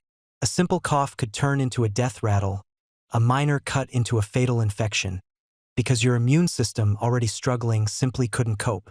It's like trying to run a marathon on an empty stomach and with a persistent flu. Not exactly peak performance, is it? This cycle of environmental hardship, poor harvests, and rampant illness wasn't just a seasonal inconvenience. It was a constant, underlying hum of anxiety. It meant that toil's relentless grind, 7, was not just about earning a living, but about sheer survival. You weren't working to get ahead, you were working to avoid falling behind, which in medieval Scotland usually meant death. Every sunrise brought the aching expectation of backbreaking labor in the fields, often with little reward. And because everyone was so busy just trying to stay alive, trying to coax a few more grains from the stubborn earth, there was little time or energy for anything else. Innovation, forget about it. Infrastructure development, pipe dream. This leads us directly to the reality of being isolated and vulnerable. 15. Without proper roads, without robust trade networks, without easy communication, each community was an island, cut off and exposed. If famine hit your valley, help wasn't coming from the next glen over, because they were probably experiencing the same thing, or couldn't reach you. Historians still argue whether the extent of feudal control truly differed in Scotland compared to England, given the unique clan structures, but the geographical isolation certainly amplified the power of local lords, for better or worse. And then, into this already precarious existence, you pour the volatile accelerant of conflict. The endless echoes of war, too, weren't just background noise. They were the soundtrack to life. We're talking about centuries of it. The Viking raids' lasting scars, 10, had already instilled a deeply ingrained culture of defense and aggression. Then came the Wars of Independence Fury 11 against England, a protracted, brutal struggle that didn't just involve battles, but scorched earth tactics, burning homes, destroyed crops, and mass displacement. Imagine trying to plant your barley when you know an English army might sweep through next month, burning everything you've sown. Talk about a disincentive to long-term planning. But it wasn't just external enemies. The clan feud's bloody toll, 12, ensured that even when the English weren't knocking, your neighbors might be. The fiercely independent clan system, while providing a sense of identity and protection, also bred intense rivalries. Honor, vengeance, land disputes, these were the sparks that ignited bloody conflicts, often for generations. You could wake up one morning to find your village raided, your livestock stolen, and your kin murdered, not by some foreign invader, but by people from the next valley over. It's like a really extreme neighborhood watch program gone terribly, terribly wrong, where the watch involves broadswords and burning. And let's not forget the unique brand of chaos brought by the Border Reavers' brutal legacy, 13. These weren't just criminals. They were entire societies built around raiding and theft. Living on the lawless Anglo-Scottish border, they perfected the art of the swift, brutal raid, taking whatever they pleased. This wasn't just about economic gain. It was a way of life, a culture of violence that further destabilized an already fragile region. It's almost comical how dedicated they were to this lifestyle, if it wasn't so utterly terrifying to be on the receiving end. All this pervasive conflict of Vikings, English, clans, reavers, had profound consequences. It meant that the feudal chains bind you, 3, became even tighter. In a world so utterly chaotic and dangerous, the feudal lord, for all his arbitrary power, offered the only semblance of security. You traded your freedom, your toil, your very life, for the promise of protection. And when that protection failed, or when the Lord himself was the source of oppression, where did you turn? To justice's cruel hand, which was often arbitrary, brutal, and heavily influenced by power and personal vengeance rather than any concept of fairness. A lord's word was law, and punishment was often mutilation or death. It's a bit like having a legal system where the judge is also the executioner, and he really, really dislikes your haircut. Living under such constant duress, with the ever-present threat of famine, disease, and violence, fundamentally shaped the medieval Scottish psyche. Fear, faith, and superstition, 8, became deeply intertwined. You feared the harsh elements, the unseen spirits, the wrath of your lord, the blade of a raider. You clung to faith for solace, for the promise of something better beyond this brutal life. But superstition also held sway, often reinforcing fear, leading to beliefs in dark omens and malevolent forces that further compounded the anxiety of daily existence. It was a mental landscape as bleak as the physical one. And the grim sum of all these interconnected miseries? Life's fragile hold, 14. Infant mortality rates were shockingly high, and life expectancy was tragically short across all social strata. You were lucky to make it past childhood, luckier still to see your grandchildren. Every birth was a gamble, every winter a perilous journey. The average medieval Scot lived a life that, by modern standards, was unimaginable in its hardship and brevity. It wasn't just hard. It was a constant battle against forces seemingly conspiring to end your existence prematurely. You could die of hunger, of sickness, of a sword cut, or simply from the sheer exhaustion of it all. So, you see, the brutality of medieval Scotland wasn't a series of unfortunate events. It was a perfectly dreadful storm, where the harsh environment created scarcity and disease, which weakened the population, making them more vulnerable to constant warfare. This conflict, in turn, destroyed what little infrastructure existed, reinforced oppressive social structures, and perpetuated a cycle of poverty and violence, all while fear and superstition held sway over a people whose lives were tragically short and utterly defined by unrelenting toil. Each factor didn't just exist alongside the others. It amplified them, creating a truly brutal symphony of suffering. As the echoes of these harsh realities begin to fade, let your mind gently release the grip of that distant, difficult past. The cold, the hunger, the fear, they were real for those who lived through them, but they are merely whispers in the air for you now. Feel the warmth of your own bed, the softness of your pillow. The struggles of medieval Scotland are far, far away, safely contained within the pages of history, never to touch your quiet space. You are here now in peace.